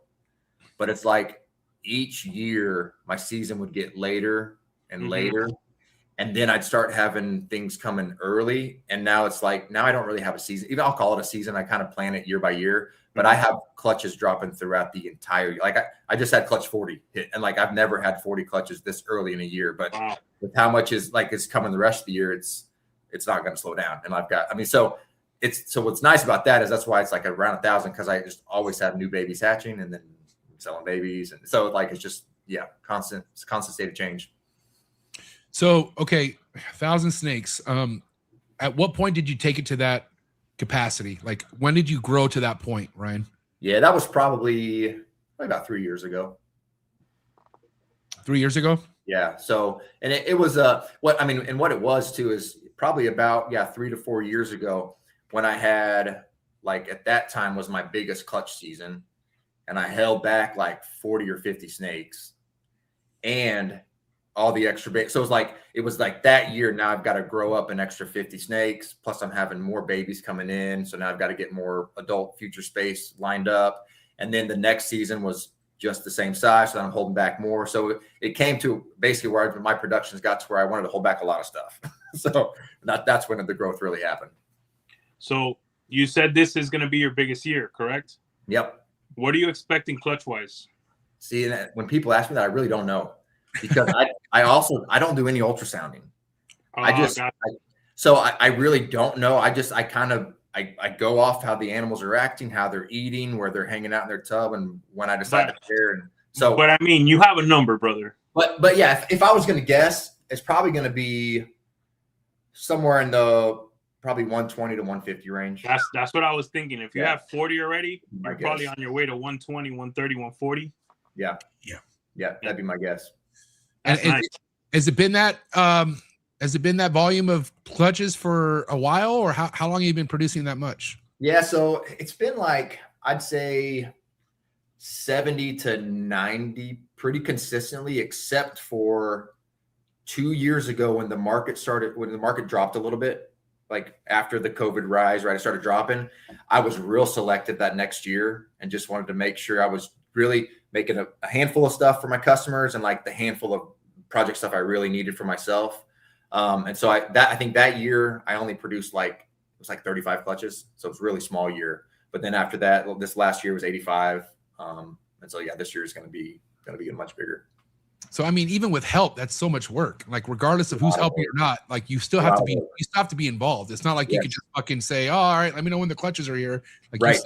You got to manage the manager sometimes, right? Right. And I mean, I do all the feeding, all the breeding, all the sales stuff, the taking pictures and updating ads and talking with customers. And I do a lot of the cleaning for the hatchlings still, because I want to know their temperaments, because a lot of times buyers want to know their temperaments. So I need to know this one's super laid back, or this one's a little, finicky sometimes. So I really do them still, so I can keep a good pulse on them. But then all the adults she pretty much takes care of. So. Oh yeah, and I would bet you also want to do the babies because you want to visually see their progression yourself. Yeah, the growth and all that. We're all three of us are on the same. Yep. That's also why, like, I have to do the feeding myself too, because I know certain ones that need something bigger, something smaller, need an extra meal. It's not like I just know all that stuff, and it's hard. You can't really instruct that, being good at this, you have to visually be there. Like, you have to be paying attention to certain cues, right? Regardless of help or not. Like, with my thing with my new help share, like I told her, I'm like, dude, because I have paper, so I'm like, there's a lot of cleaning that needs to be done in this fucking room because I use paper. But also, I'm like, dude, don't worry. I'm going to take care of all the babies. Like, the babies will be my job. And for feeding, most part, will be me, because I want to see what females are acting a little extra hungry. I want to know what's happening. And mind you, like, Cher, regardless of her help, she doesn't live here. And so there's things that you have to be on top of to pay attention if things are going the right route or not. And I'm like you, Ryan, I don't ultrasound. That's going to change, especially now that I have Cher and I have extra hands. I'm getting an ultrasound now for sure. And there's a lot of value there. So exactly right. Because again, there's the guessing game is fun until you're not getting production and you're like, what the fuck am I doing? You know what I mean? So regardless of the help, being hands-on is still an important task of you being in charge of the collection. 100%. And I love baby's my favorite part. I'm not gonna lie. Like, that's seeing them grow and seeing them go from point A to point B. It's like, man, like, there's no bigger reward out there, I don't feel like. I agree. Yeah, I agree.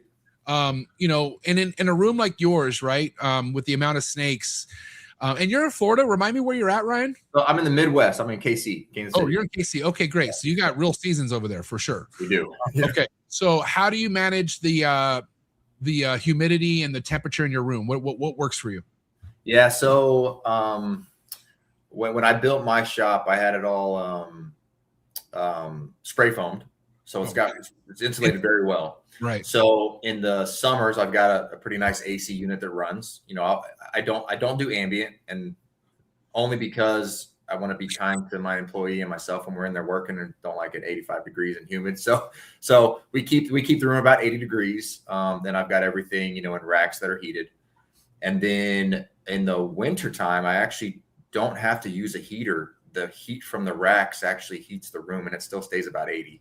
So that's kind of cool. There's actually been a couple of times in the winter where the AC had to kick on to keep it back down to 80. And that's because how well insulated your room is. Exactly. Yep.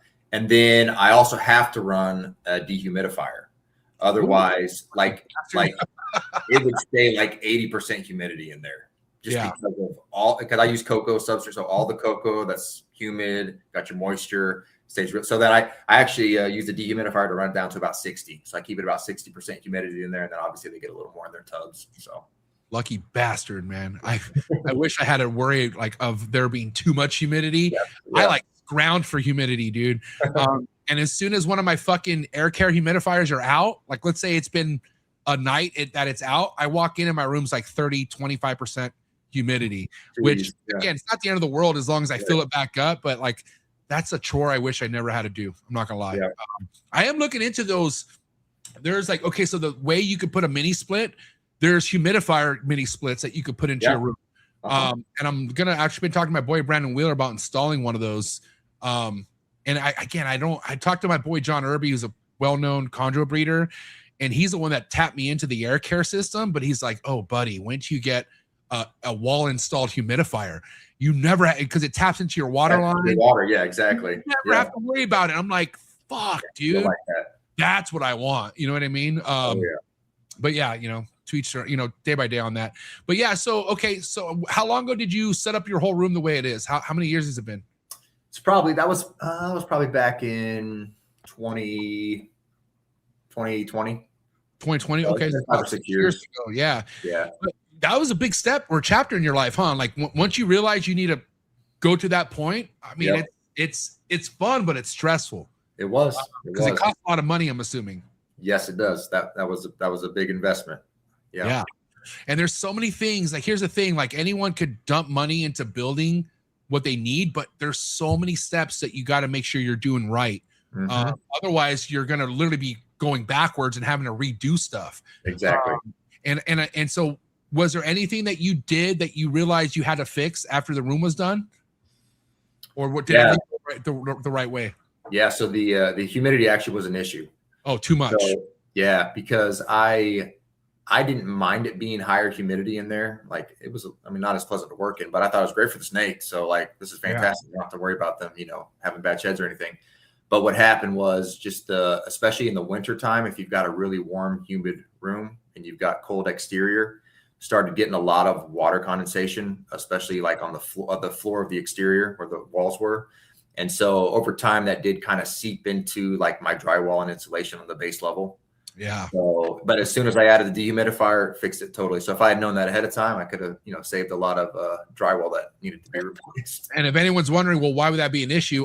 Mold. That's why. Exactly. The black mold. Yes. You get that shit. It's fucking everything needs to be gutted after that. Yeah. Exactly. Yeah. So yeah, that was the biggest thing. Other than that, I did go through a couple early on at AC units. One was a mini split, just because of the cocoa is actually dusty. I mean, there's dust in here, right? I mean, it's dusty.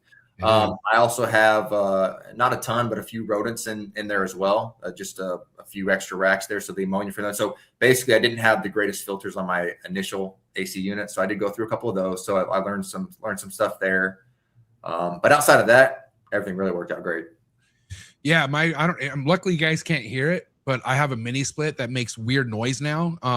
And I'm like, God dang it. Like I've been putting it in overdrive because we've had a hot winter. Like here in San Diego, we've had fucking hotter days than expected. And the last thing I want to do is throw everything off in my room. Cause if I can, I like to do ambient, you know, but again, I'm not trying to have 90-degree weather in March, you know, like it's going to fuck everything up. So my one mini split who does the whole room has been fucking working overtime. And ever since I've been working overtime, I'm hearing weird noises from it. So, you know, I need that checked out.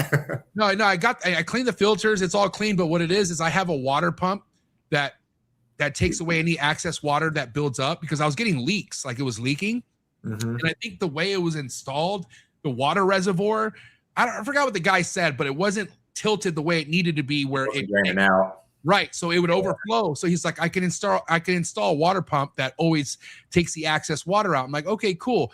And that's the thing that's making noise now, is a water pump. So, and of course, the guy who installed it, nowhere to be found. Like every time I call him, I get like the Mexico, like dialer tone. I'm like, great. This guy fucking ran away to Mexico and now I'm fucked. So yeah, I already know I need a bigger AC unit, because I don't want it to be working so much, first and foremost. So I have to get another one installed, which, you know, it's not the end of the world. I've had this mini split for over 2 years now, and it's done the job. But ever since I needed to use it more, it's like, sounds like it's on its last leg. So let me say this. Remember, MJ, I told you my first AC unit for the rodent room lasted 6 months. It wasn't big enough. Yeah. This one, 14 months, bro. It's still good? It's still good. Oh, cool. I'm gonna change it before I go to Trapfest, just in case, because it's getting hot. I don't want to risk, you know, leaving and it not being good. But 14 months, bro. Really happy. So yeah, the size of the unit, how much it works, is everything. Yeah, and you're in Florida, dude. So your weather, you got some crazy heat that you have to worry about, and obviously rodents don't do good in heat. So you're definitely needing that for sure. So yeah, important stuff. And now your rodents, you said you're able to produce enough for all your collection, or no. So basically, I produce enough just to have, like, when certain females need extra meals, or when, you know, babies maybe need some, like, basically some supplemental feeding. Yeah, just to have them. Yeah, exactly. But no, I've got a couple guys, but one main guy in the area who's produced for me since I moved to Kansas City, which was back in 2018. So he's been solid. So yeah, I would love to produce my own. It's a time factor. I do not have the time to do that. Yeah, I mean, that's the real grind, man. Rodents. Yeah. Ever since I started producing my own rodents, which I started years back, but that's when I realized, like, oh, so this is hard work. Yeah, like I was saying, I think caring for the snakes, I think that's therapeutic. I don't think I'd think that about caring for rodents. Like, just it's not the same. Yeah, not the same. But I will say, there's no better feeling than the end of a rodent chore day. Like when it's all said and done, and you finally when you make that last sweep into the bin, and you look back, you go, right, this is gonna be good for 2 days. I'm gonna tell you guys this: that rodent room, it solidified the fact that I need a part-timer here. I believe that. I believe that. Yeah, I mean, because again, there's no skipping a rodent day. Like when it's time to clean the rodents, you fucking better clean them, because you're gonna have issues. Exactly. Yeah, and that aroma. Like one thing I don't want is to walk in and my nostrils to sting. Like I refuse to have that. You know what I mean? And then real quick, let me say this for everyone out there listening. Much love to Shane, above all scales. Correct? That's the boy. Yep, Shane. He got me. I was wearing a mask, and I was wearing a regular Black Label cartridge. Yeah, dude, homie got me on the ammonia cartridge. Bro, I don't smell any ammonia with that thing on. Damn. I didn't even know that existed. Hey, 0. Okay? It is on point. What did I say, MJ, about I'm still learning new tricks every day still? Like, hey, I'm learning too, bro. Know that. Look at that. Yeah. I mean, he just found that out like a couple months ago. Nice. I was worried about the dust mainly. Sure. And I'm like, okay, I got the dust down, but still, when I leave the room, I'm not feeling this. Bro, I haven't felt that shit anymore since I have the ammonia cartridges, because all that ammonia going into your system is terrible, bro. Bro, yeah. If anything, like that's what questions what I do is I'm like, I'm pretty sure if I'm gonna die, it could be from this shit. Like, dude, the way I smell it, and not only that, I use wood pellets as like a bottom base with the shavings. I read the wood pellets and it says caution.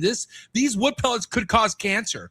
I was like, what? I couldn't believe it. And I'm like, dude, I smell this shit all the time. Even when I'm carrying it on my shoulders, I'm inhaling the fucking chips. You know what I mean? Dude, so the aspen that I used is labeled a carcinogen in California. Great. That's crazy. I also heard they label everything in California cancer related. I So get it. I've also but heard you that. gotta, I've you gotta also think heard about all the dust that's going into your system. That's all. You know? yeah, facts. That's good. So on the topic of rodents, what has worked for you as far as the amount you feed, Ryan? And we could kind of really focus on the babies. Yeah. I feel like a lot of people, you know, they want their males to get up to size as quick as possible. So with you, what has worked? Yeah, so for me, honestly, I feed like my holdbacks and the snakes I'm selling the same for the babies. It's if I could do every 5 days, I probably would do that. But for me, a weekly thing is the easiest. And then obviously, if I've got to do a show, then that's going to shift. Sometimes it'll just skip that week, or if it's maybe I'll do it a couple days before, a couple days after, then I'll do that. The difference for me though is like my holdbacks and the ones I'm selling is so. You know, when I get my rats from my guy, it's not like, hey, I need 14 49-gram rats and I need 13. You know, like it's like, dude, I need 200 smalls, 200 wean, 200. You know, like I'm just. And so when I have my tub of pups, the bigger ones, those are what I give my holdbacks. The smaller ones, those are, so that's just the difference I do in my holdbacks to kind of help my holdbacks maybe grow a tad faster or put on some weight a little quicker. But they're all getting meals the same. So that's kind of the only difference I do. And your main rodent plug drops off weekly? Like every week he drops it off to you, or how's it work? I have to pick it up. But yeah, basically, yeah. I just text him the order, which is it's pretty consistent. And then what I've got is I've got some rodent racks that any excess feeders, then I'll just store them. And then, like I said, throughout the week, if I need to give something an extra meal, especially if female just laid, she needs to get another rat, or just I have a little supply. So yeah, I mean, I remember for a long time that's how I did it. Like I just had a couple racks of rodents, which obviously didn't feed everything, but it felt good. Like when I needed a rat, all I had to do is go into my bin and pull whatever I want. And it was either a snake that wasn't eating as consistently, or you got one that's actually acting extra hungry that's being paired up. It's really good to have that as an option. You know what I mean? Yep. I That's definitely recommend that. game changing. Oh, big time. Yeah, when I didn't have anything at my disposal here, I mean that was a completely that's I used to have to wait till freaking Tuesday or Wednesday. Yeah. It was terrible. Yeah. Did you ever I know you had a main guy, but did you ever have to use somebody else for whatever reason? Like, did your main guy ever have a play, like a time in his life where he's like, I can't fulfill your order or anything like that? Yeah, no, definitely. I've got a couple other guys that step in regularly if needed. And, and I'll get some from them here and there just to kind of keep their production going too, to make sure that they don't stop, that they keep overproducing for themselves. But yeah, the guy I typically get them from, he had his own snake collection too. So there was a few times when either he would have a ton of babies and he'd be needing to feed them, and that would leave him short on his stock. There was also a time in one summer where like an AC went out and a group of rodents died, and so he had to kind of take a few months to rebuild. So there's been a few times. So what I have found out in this hobby is it's great to have multiple sources for things the necessities, things that you need. So no, definitely built that in, and that's saved me many times. Well, unfortunate for me, my rat prices, if I need rats, match our gas prices. It's not good. It's through the roof. And I feel like lately it's just been marked up. It keeps getting marked up. How are your prices over in KC? Has it always kind of stayed respectable, or are you kind of feeling the inflation as well? I felt they're pretty good. I think I've had some a good hookup. It goes up. I think probably since 2018, they maybe have gone up 50 cents a rat, which is pretty good. I also think when you're buying, 700 plus rodents at a time, though, I mean, someone's willing to cut you a deal. I think that helps me out too, is just the bulk. So that's a lot of rodents. It's a lot. That in consistency and taking care of someone for years and years. Yeah. It builds a special relationship. For me, my rats, I produce mainly just for my babies. I produce mice. Okay. My rats haven't gone up much at all. Yeah. Yeah, but I've been buying rats from this guy for 15 years. Yeah. It makes a difference. Yeah. And like I said, mine have only gone up because over time feed and bedding has slowly gone up. So you have to expect things to go up a little bit. I'm not a political guy, but also Florida's not California. California is fucking terrible. Okay. And so I'm pretty sure there's some loyalty over there in Florida. That's what you got, Emilio, but you're probably a good customer as well. So yeah. No, I mean, listen, cost. I mean, in South Florida, they're up I mean, it's up everywhere, but in South Florida's pretty bad too. But I think it also depends on what your supplier is also feeding the animals. It just depends on so many different things. The amount they're producing themselves, how fast they want them gone. There's so much that goes into rodents, man. Yeah. All right, so there's a snake that this dude make that I'm dying to get into, okay? We're going to cut to commercial break, all right? So after this commercial break, we're about to bring up, Ryan. I hope you're ready, okay? Oh, yeah. And you guys are going to be excited for this. But for now, guys, quick message from our sponsors. Hit that like button. We'll see you real quick. Sorry for the interruption, folks, but a quick word from our sponsors. Shout out to tonight's sponsor brought to you by ZooMed. ZooMed is proud to be supporting the Trap Talk Reptile Network. At ZooMed, reptiles are our passion. For over 48 years, we've been creating premium foods, supplies, and habitats for reptiles and other exotic animals. We're a company made up of hobbyists that test our products on the hundreds of animals that we care for here every single day. Whether you're an established breeder or a first-time hobbyist picking up your first ball python, ZooMed has you covered with everything you need to keep your animals happy and healthy. I'm excited to talk about this new product with ZooMed called the Slither Sense. It is a remote temperature and humidifying monitoring system, which we all know how important temperature and humidity is to your reptile. And for you to have remote access to your temperature and your humidity in your reptile room could really, really be a game changer for the longevity of you keeping reptiles. So guys, make sure you check out that product. Find the link in the description below. Click on it right now. Give me your feedback in the comments below. Let me know how you're liking a brand new ZooMed product. Shout out to tonight's sponsor, and that is Jersey Guys Balls. Father-son duo who are just slaying it in the ball python game. If you're into sunset, if you're into monsoon, if you're into puzzle, this is the page you should be following on Instagram right now. Jersey Guys Balls are invested in some of the highest and most exciting projects in the ball python game today, such as Tornado and many other genes like Cosmos. So again, make sure you go check them out on Instagram. You can also follow them on YouTube, and definitely go give them a follow on MORPHMARKET. You can find all the links in the description below. And again, thank you so much, Brett, and thank you, John, over at Jersey Guys Balls.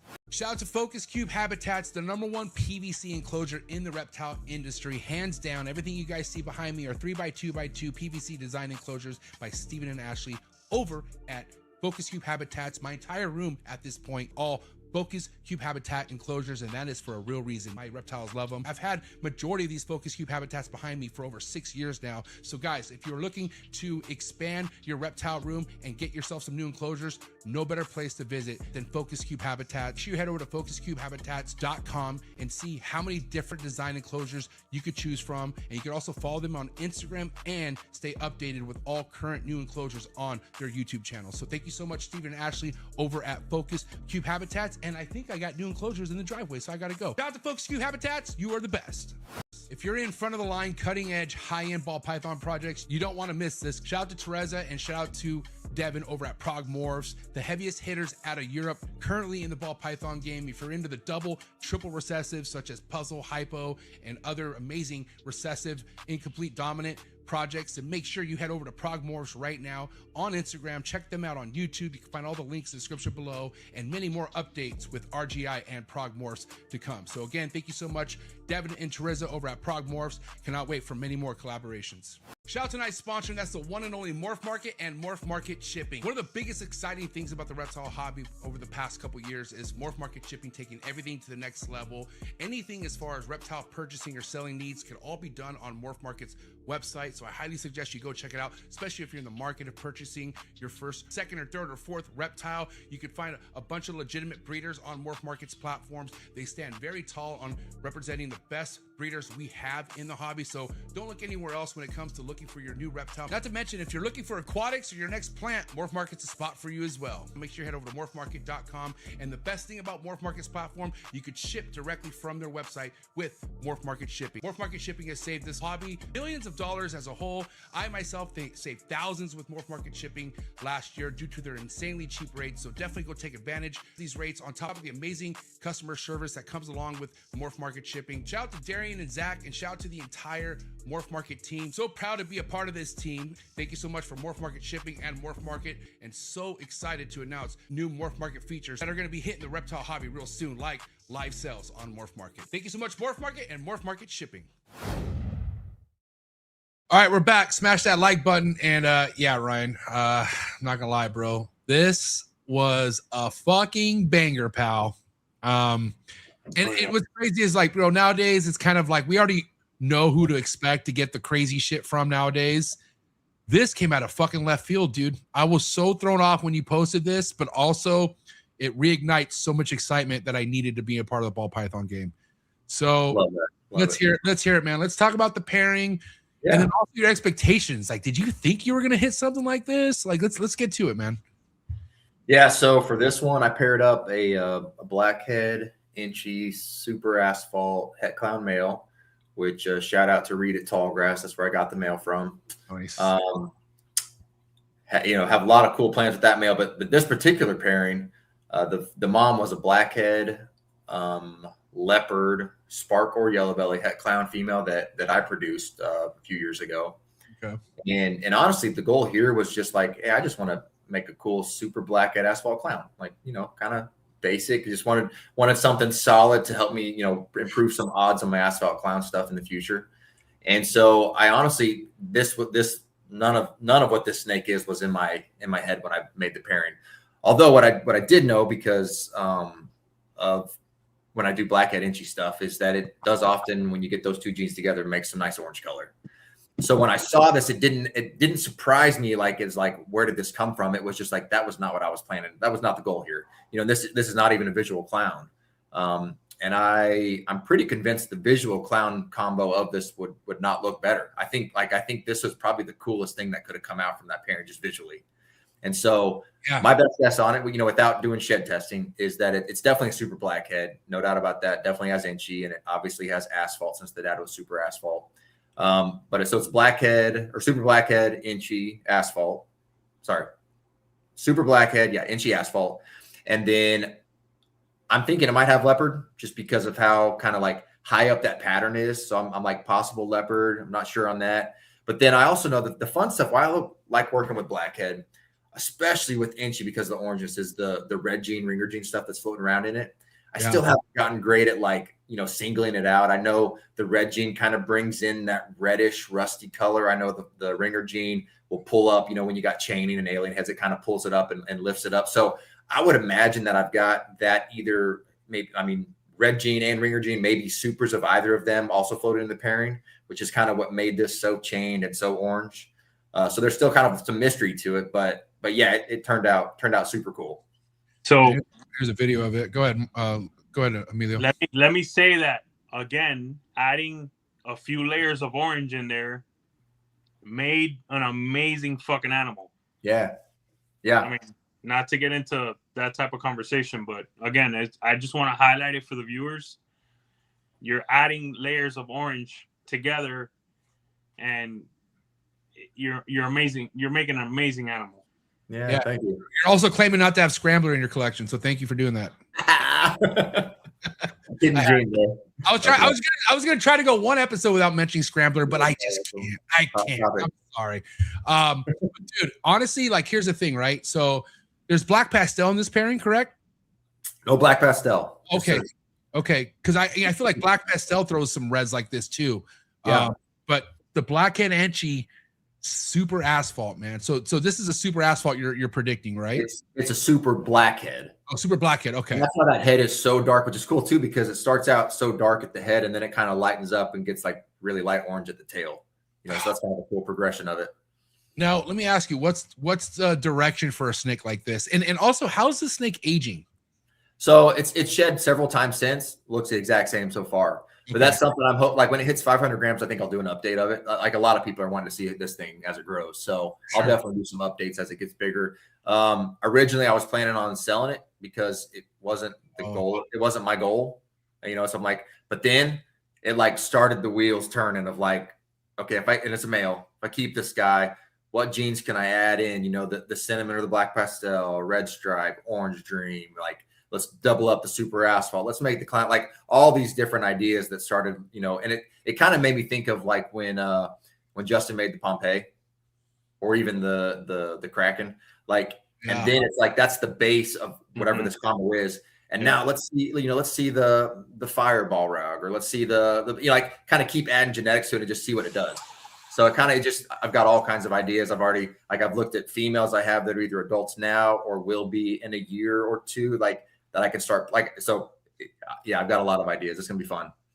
That's going to be good. This thing's smoking. You know, there's that saying, everything has a price, right? How much money would someone have to offer you for you to let this go? I don't know. I'm always bad when it comes to stuff like that, because once I decide to keep it, it's like there's no price. I'm just keeping it. Yeah. But I mean, 10K right now. Would you sell for 10K right now? I would definitely sell it for that. Oh shit! All right, somebody give me 10K. And then you just got to make it again. You know? Exactly. Yeah. And then hope it's a male. But also, how can this again? Are you sure? This could be a freak of nature where this might. I mean, again, I hope it's not. I hope you could repeat this again and again. Yeah. But there are those oddballs. Like there are those snakes where you're like, "What the fuck is this?" And you go reaching for the moon to hit it again, and it just doesn't happen. So you're right. That's why it's smart for you to probably hold on to this, dude. Yeah, but yeah, it's funny you said that, because I've only ever produced one dark matter, back to our gray matter project. Wow. And it's a hard combo to hit. It's essentially a double super. So like it's hard to hit. And I finally made one. It was a male, incredible looking, really liked him. You posted him. A lot of people liked him. Well, past customer of mine reached out. He's like, "Hey, I really want to buy that. How much?" And I really wanted to keep him, but I gave him a number, which was, at the time, there was a couple other dark matters for sale for the same price. So just said that price. He paid for it. I'm like, no big deal. I can make another one. It's been 3 years. I still haven't made another one. So yeah, you really got to think those things through. But dude, seeing this snake reminds me why, you know, because first and foremost, I got in when it was all incomplete dominance. Like that's like stacking shit was cool. Yeah. And it's not that it's not cool, but people weren't really paying attention to what the fuck they're stacking.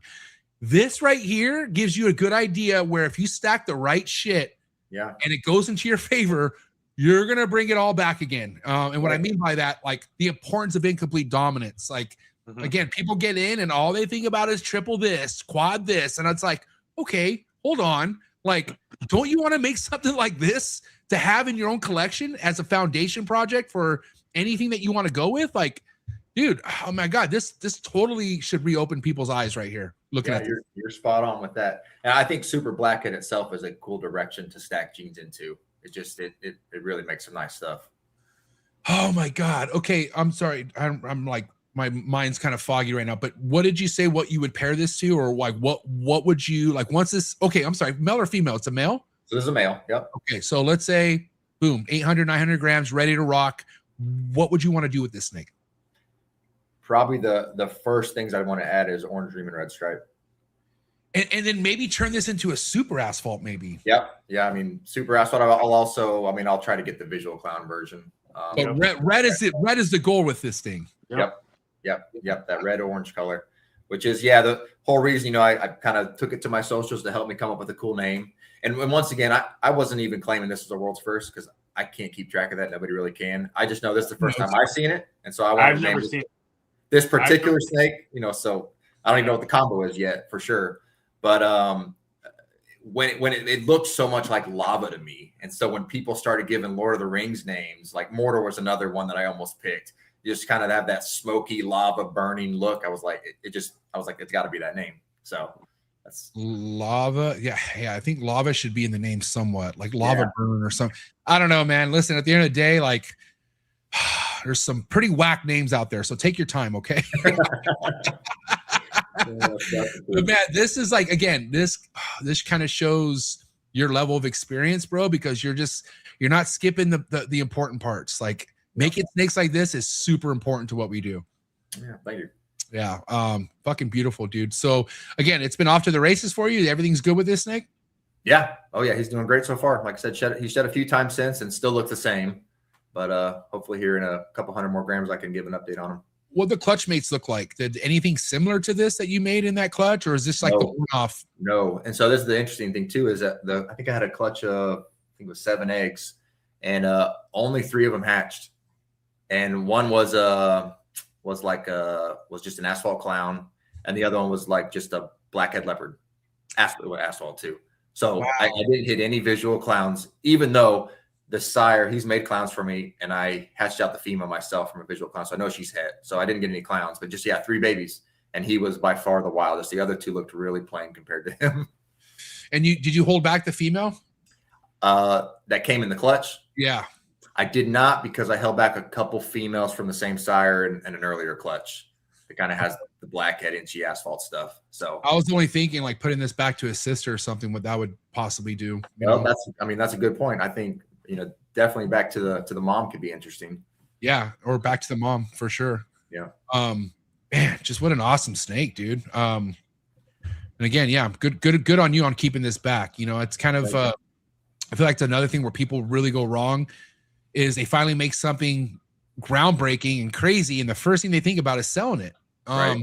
There's nothing wrong with that, but when you're new, like you should be your best customer. Like, kind of going back to that year where you held so much back, and I always like to mention Will Morrows, because I remember hearing all he did was hold shit back, didn't give a fuck about selling anything.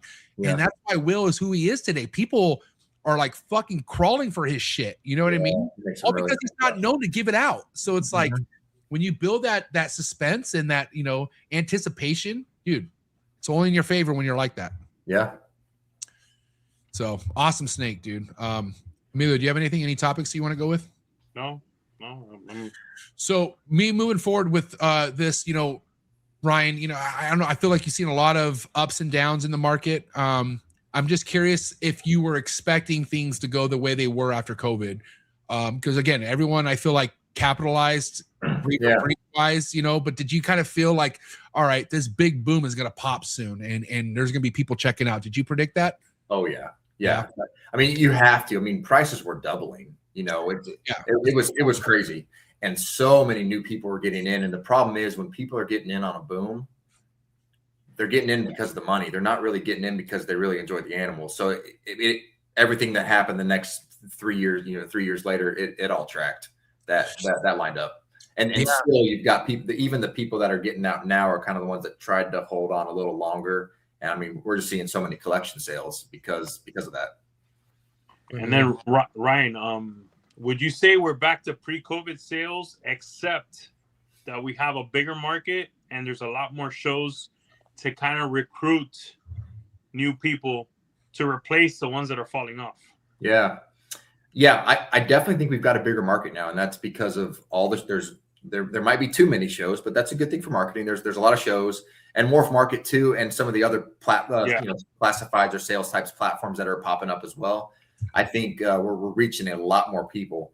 I think right now, in my opinion, the main difference, though, it's almost like a reset in the market where people, at least in my opinion, they're looking for the really pretty animals, the combos that are visually stunning, that are in a lower price range, more of the pet to entry level hobbyist price range. I'm not seeing as much interest in like the hobbyist investment animals, where like I'm not seeing a lot of people wanting to buy like some double and triple hets because in 3 years I want to make some double visuals. I'm seeing people wanting to buy the really pretty highway combos, the cool pied stuff, the gray snakes, the Lucy's, things like that are like, so it's almost like we're having a reset where it's like people are really, at least a lot of my customers now, are getting in it for the looks of the animals and aren't really thinking about breeding yet. Like that's not their forefront. It's to enjoy these really cool animals and to get many of them, but it's not really a breeding thing.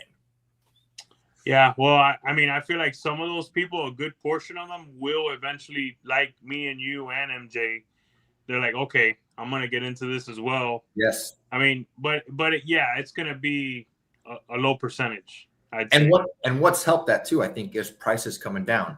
Some stuff has come into where an entry level person is like in their price range now, and it looks really cool. So like they can almost skip a step. Yeah. Yeah, and that's the thing, man. Like, I feel like having people buy in at a moment where everyone wants to buy, like you got to be thinking down the road. And I just feel like not enough people who didn't have the experience expected this to happen when they finally got to the point of breeding and hatching out stuff. Because now they go from having to find what they need and not seeing much of it on MORPHMARKET to where now they post what they produce and it's everywhere. Like, yeah, you're not the only one who has that, pal. Just so you know. But again, diversifying your projects really, really, and then also working with something that you feel is like separate from everything else out there. Again, like there's DG clowns everywhere, right? But you can easily make DG clowns that don't look like the other DG clowns. Right. You know what I mean? I think the important part there is making sure you're just not chasing all the hot projects. Because when you're chasing those, you got to realize like everybody's chasing those, you know, like they're the hot projects. So if you're going to chase it, you just have to be creative. And what's your twist on it? What's the thing you're adding in that when you finally produce it, you've got something different? And here's the thing with chasing, you're not thinking for yourself, really. You're just following the others, right? And then where's the work at with that? Or like the creativity. If it seems too easy, it's because it is easy. Yeah. And anything easy isn't really worth working, because guess what? How are you going to sell it, asshole? That's the problem. You know what I mean? And and again, that takes fucking a lot of experience to realize. And I'm having a podcast. Obviously, I talk to a lot of people who have the experience. And again, another reason why I'm happy I came into this broke, because I never chased anything but what I could just like. I just appreciate anything I had. Like whatever I can make, I was so content with. And you know, I had people like Miguel I always looked up to, and I never let his projects or what he was doing make me feel less of a breeder. That's what he was doing, and whatever Miguel was doing would only motivate me. All it did was like open my eyes, like holy shit, that's what he's making. And you know, that's, you know, creating your own lane, as easy as it sounds, sometimes it isn't, because it's not easy. You're right. This game is built off hype, dude. Like this game is literally, it brings people in off the hype of things. But again, you just got to find out everything that's out there that you want to make that could be different from whatever everyone else is making. And that doesn't come within the first year, I feel like. Yeah. And you know, that's something I absolutely love. Some of my current customers, they'll be, you know, you'll get a snake from me, or they'll tell me some snakes they got from someone else, and they'll give me an idea of this project they want to do. And those are some of my favorite conversations, because sometimes it's like, wow, that's a really cool idea. Like that could turn out great. Do it. Yeah. Or sometimes, see, this is why it's important to have like someone trusted that you can talk with that's not going to steal your ideas. Because there's been times I'm like, I've done something similar, or I've seen something similar, and dude, you don't want to do that. It's not going to be good for you. That's a dead end. But like, I love hearing creativity of others, and like, yeah, try that out. Like, let me see what it looks like in 2 years, you know? So. And that's another hard thing, right? Like, we don't want to say everything that we're doing, right? It's kind of like, you know, people are all willy-nilly of asking you, like they expect, and even me on this show sometimes, like I just asked you, what would you put to that snake? Yeah. I've done that before, and people are like, I'm not sure. I mean, in this case, you're the only one that has that animal. Like, in my head, something just popped up. I'd put Mandarin to that. Yes. A lot of people recommended that. Mandarin. Or even hypo. Like hypo. Mandarin and hypo have to go together. Right. Hypo clown stuff. Bro, you could do so much with that. Yeah. Okay. Again, let's picture this. Imagine if that snake we just looked at was a super asphalt, and it was a super Mandarin, and it was hypo. Oh my God. This game is unstoppable. I mean, again, we're probably going to look at something even more insane than what we're looking at. And that's the beauty about ball pythons, dude. Like, it's never over. It's only over when you say it's over, dude. Other than that, we ain't seen shit yet. Like, it's still coming. That's the thing. Every cool idea that I have, and I'm like, ooh, I really want to try that out. Well, I got to stay in the game at least 4 more years now. Like, you know, like it's always keeps moving out. But that's what keeps it exciting.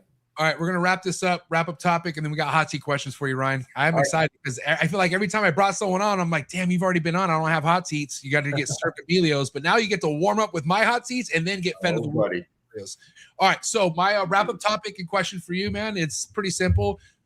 2026, we're still seeing a lot of people come in. Anything you have advice for anyone coming in 2026, maybe someone who's not sure where to purchase or what projects they want to get into? What's some advice for someone like that? You know, I think Morph Market's a great resource to look at stuff, to see what, you know, so look in there, kind of find the projects you like. I really recommend basing it off the looks, because that's what you're going to be caring for every day and looking at, like work with something you like how it looks. And then reach out to the breeders that are working with those. And I mean, find them on their socials, message them through Morph Market. I mean, you'll get a vibe from the people you're working with on if it's someone you want to work with, you know, in the future. Some are going to love to help you out, are going to be very receptive to answering your questions, and some aren't. And then just depending on your style, you can depend on, you know, determine which kind of breeder you want to work with. But I also think socials are so good, because you can really tell how, especially when they do videos and things, you can kind of tell a lot about a person just by how do they present themselves in their socials. So I definitely, you know, find them on their Facebook, their Instagram, their YouTubes, TikToks, whatever platform they're using, and just follow them for a little bit, you know? Yeah. And what's crazy is obviously your network grows when you're into this game, and it's just as easy as asking someone that you're friends with, like, what do you know of this person? Yeah. And especially if it's somebody who bought snakes from them, oh, they're going to tell you everything. Exactly. And that's what's great about this word of mouth, man. And you know, I can't stress that enough, is do your homework by talking to your fellow peers. Yeah. Okay? Especially if you're part of Patreons and shit, ask a question. Has anyone heard of this guy? And you'll get the whole history book. You know what I mean? Yeah. The ball python or the reptile community, it's not that big. Like it's right. People know people, you know. Like, and guess what? People love to talk. Oh, they love to talk. Do. Yes, they do. Yeah. All right, Emilio, what you got for Ryan? All right, Ryan, tell me what's on your radar for the future when it comes to new stuff. What do you think of this granite revolution we're kind of going through? You know, with Mega, you know, Tornado, Cosmos, Malice. Yeah. Shit, I'm missing one. There's Grim. There's a few others. Yep. I feel like we're going into the next wave is going to be a granity, dark combo, busy pattern type of world we're going into. Yeah. I mean, just the first couple you said, Tornado and Cosmos, those are two I've been really impressed with the few things I've seen with those in there. You know, what I always wonder about those kind of genetics though is it kind of reminds me of Monsoon in a way, just, you know, real speckly, granity look. Is like, you know, how much can you actually do with it? I don't know. I haven't seen enough. I know like Monsoon, a lot of the different combos, which are beautiful, but they all kind of look the same. And for me, something that keeps me addicted to ball pythons is the variety. So and also for me, I've just never really been on the cutting edge of the projects, like, you know, a forerunner of working something. So for me, I've always sat back and I watched these projects for a few years. And I kind of decide, is there something that I'm seeing, or like if I see it work with a certain gene and I see a certain interaction that gives me an idea, then I'll probably jump into it. But I personally, I like to just sit back and watch how they develop, because the other thing that we have very common in the ball python industry is that people are working different genes and all of a sudden we realize they're the same gene. Yeah, for sure. So when you have all these different granity type genes that really look very similar in a lot of ways, it's like, pump the brake. I mean, how many new genes do we have here? You know, I don't know. So. Yeah. And one of the things, go ahead, Emilio. For me, there should be a few there that are the same for sure. I'm, you know, just like the Monsoon when it came out, I'm the most excited about Tornado because I don't think that's going to be the same. And it's a recessive. I think it's the newest gene that I really can't compare to anything. The newest, the newest gene with the less red flags wrapped around. Yes. Yeah. Agreed. And the Cosmos clown stuff I've seen looks incredible. Like I love the look of it. And so, you know, what can you do outside of clown? I'm not sure yet, but I mean, I am really excited to see what that gene does for sure. I'm nowhere near getting a Tornado, but a few years from now, for sure, maybe. I'm like you, bro. I'm gonna watch it like a hawk. Yeah. Yep. You know, so. Yeah, but it'll be fun to see. I just like, you know, every year or two we do get new genetics that do kind of, you know, reignite a little spark, and it's like just kind of fun to see what happens with them. Some fizzle out and some really grow. Yep. But then again, it's kind of like, you know, being with a girl that constantly cheats on you. You're going to question everything. You're going to be like, wait. Yeah. You got to get real critical. PTSD with all these names, dude. It kind of like, as much as you want to get excited, when you're in this long enough, you don't just jump to excitement. You're doing the sideways look. Yeah. Like, exactly. Yeah. I just saw your location pin. You were not at the gym. You were. Oh my God. All right. Listen, great episode, dude. And I know you're coming back at some point. This was a great show. This was hot seat questions. I go first, and then Emilio's going to take over. The way this works, the quicker the better. Okay, Ryan? Oh, geez. Okay. All right, here we go. Hot seat questions, guys. Smash that like button. Here we go. Frozen thought or live? Live. A cut or no cut? What? A cut? Yeah, cut. Oh, cut. Yeah. No cut. Oh, savage. I like that. Okay. But used to be cutting. I used to be a big cutter. Well, respect. We're not bringing up old shit. No. All right. All right. Here we go. Red Chondro Neo or yellow Chondro Neo? Red. All right. First thing you would feed a baby ball python? Mouse hopper. Yay imports or boo imports? Ooh, that's hard, but I'm gonna go yay. Perfect. To spray or mist a ball python, or to never spray and mist a ball python? I like to dump water in the cocoa. Nice. Okay. Yay sports or boo sports? Yay. Favorite sport? Basketball. Nice. Okay. Now you're talking Emilio's language here. Favorite basketball team? So I'm a LeBron fan. So whatever team he's on, Lakers right now. Well, I mean, I'm a Lakers fan, but we lost Emilio. He's not a LeBron fan. No, I love LeBron. He's just he cries a lot. My heart, Okay. So, Well, that's fair. Yeah. Both of them are Miami. fair. I'm a Miami guy. Yeah. I'm Lakers all day, dude. So I'm with you right there. All right. Steak or fish? Steak. Yay alcohol or boo alcohol? Yay. Favorite alcohol beverage? Margaritas. Okay. Damn. All right, margarita. All right. West Coast rap or East Coast rap? West Coast. Favorite West Coast rapper of all time or rap group? Oh, I couldn't tell you. Give me two. Give me a couple options, and I'll tell you which one. All right. Dr. Dre or Ice Cube? I'd go Ice Cube. All right, cool. Little word association, just say the first thing to come to mind. Okay. Milk. Cow.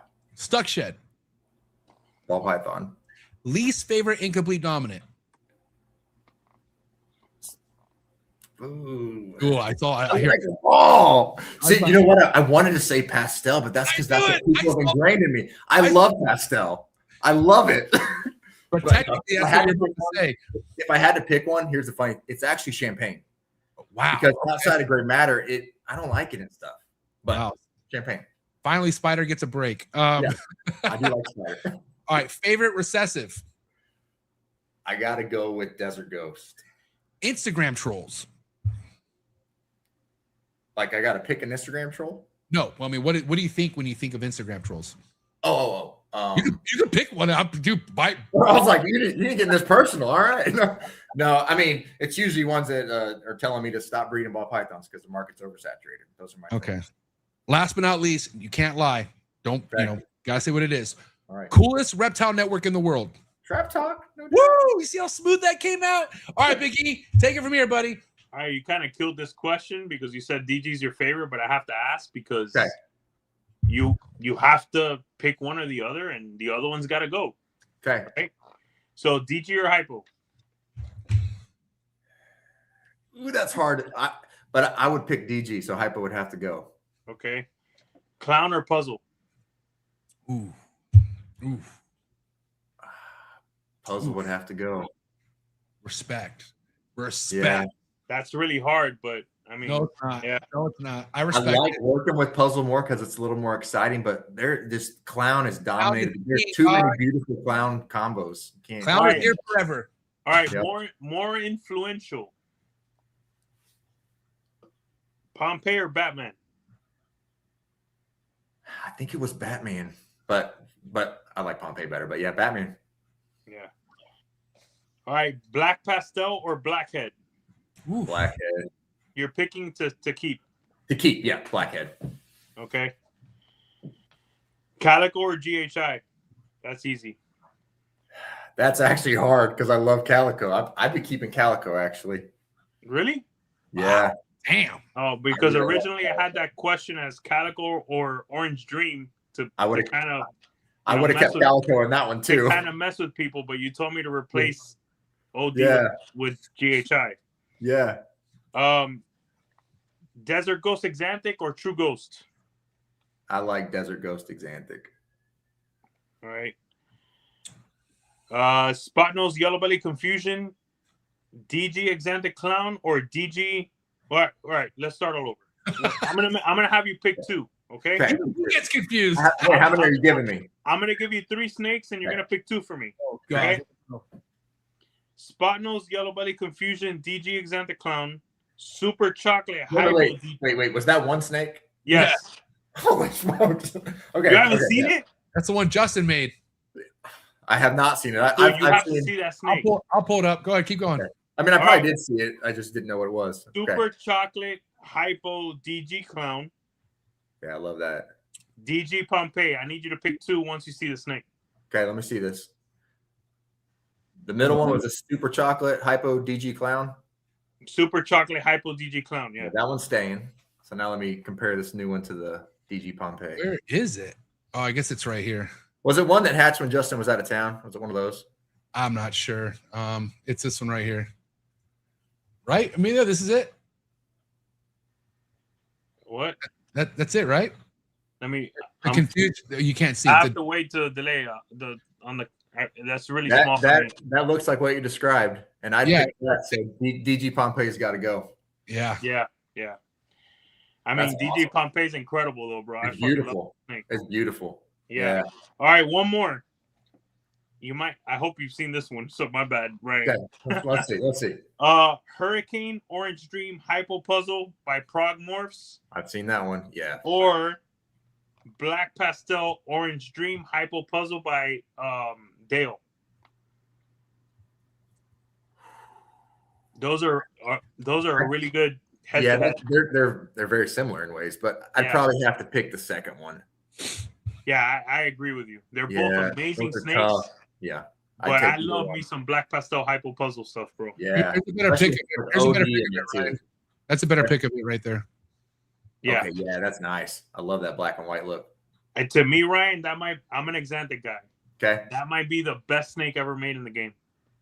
I'm not gonna fault you there. That That looked thing pretty is nice. insane, dude. Yeah, that looked really nice. The acid or the confusion, whichever one was in that's a nice addition too. Yeah. Is that it, But Biggie? yeah, I'm done. Bro, it's been a pleasure to get Yeah. to know you and to have you on, man. Same, likewise. Yeah, thank you. Yeah, man. Looking for the next one. I can't wait for the next one, Ryan. For people want to reach out to you or hit you up, where's the best place they can reach you? Yeah, I mean, best places. I'm most active on Facebook, so find me at Superior Scales Reptiles. Instagram also. I've finally got that and pretty active there. And then MORPHMARKET. Feel free to you can reach out to an ad or just message me. Outside of the ads there as well.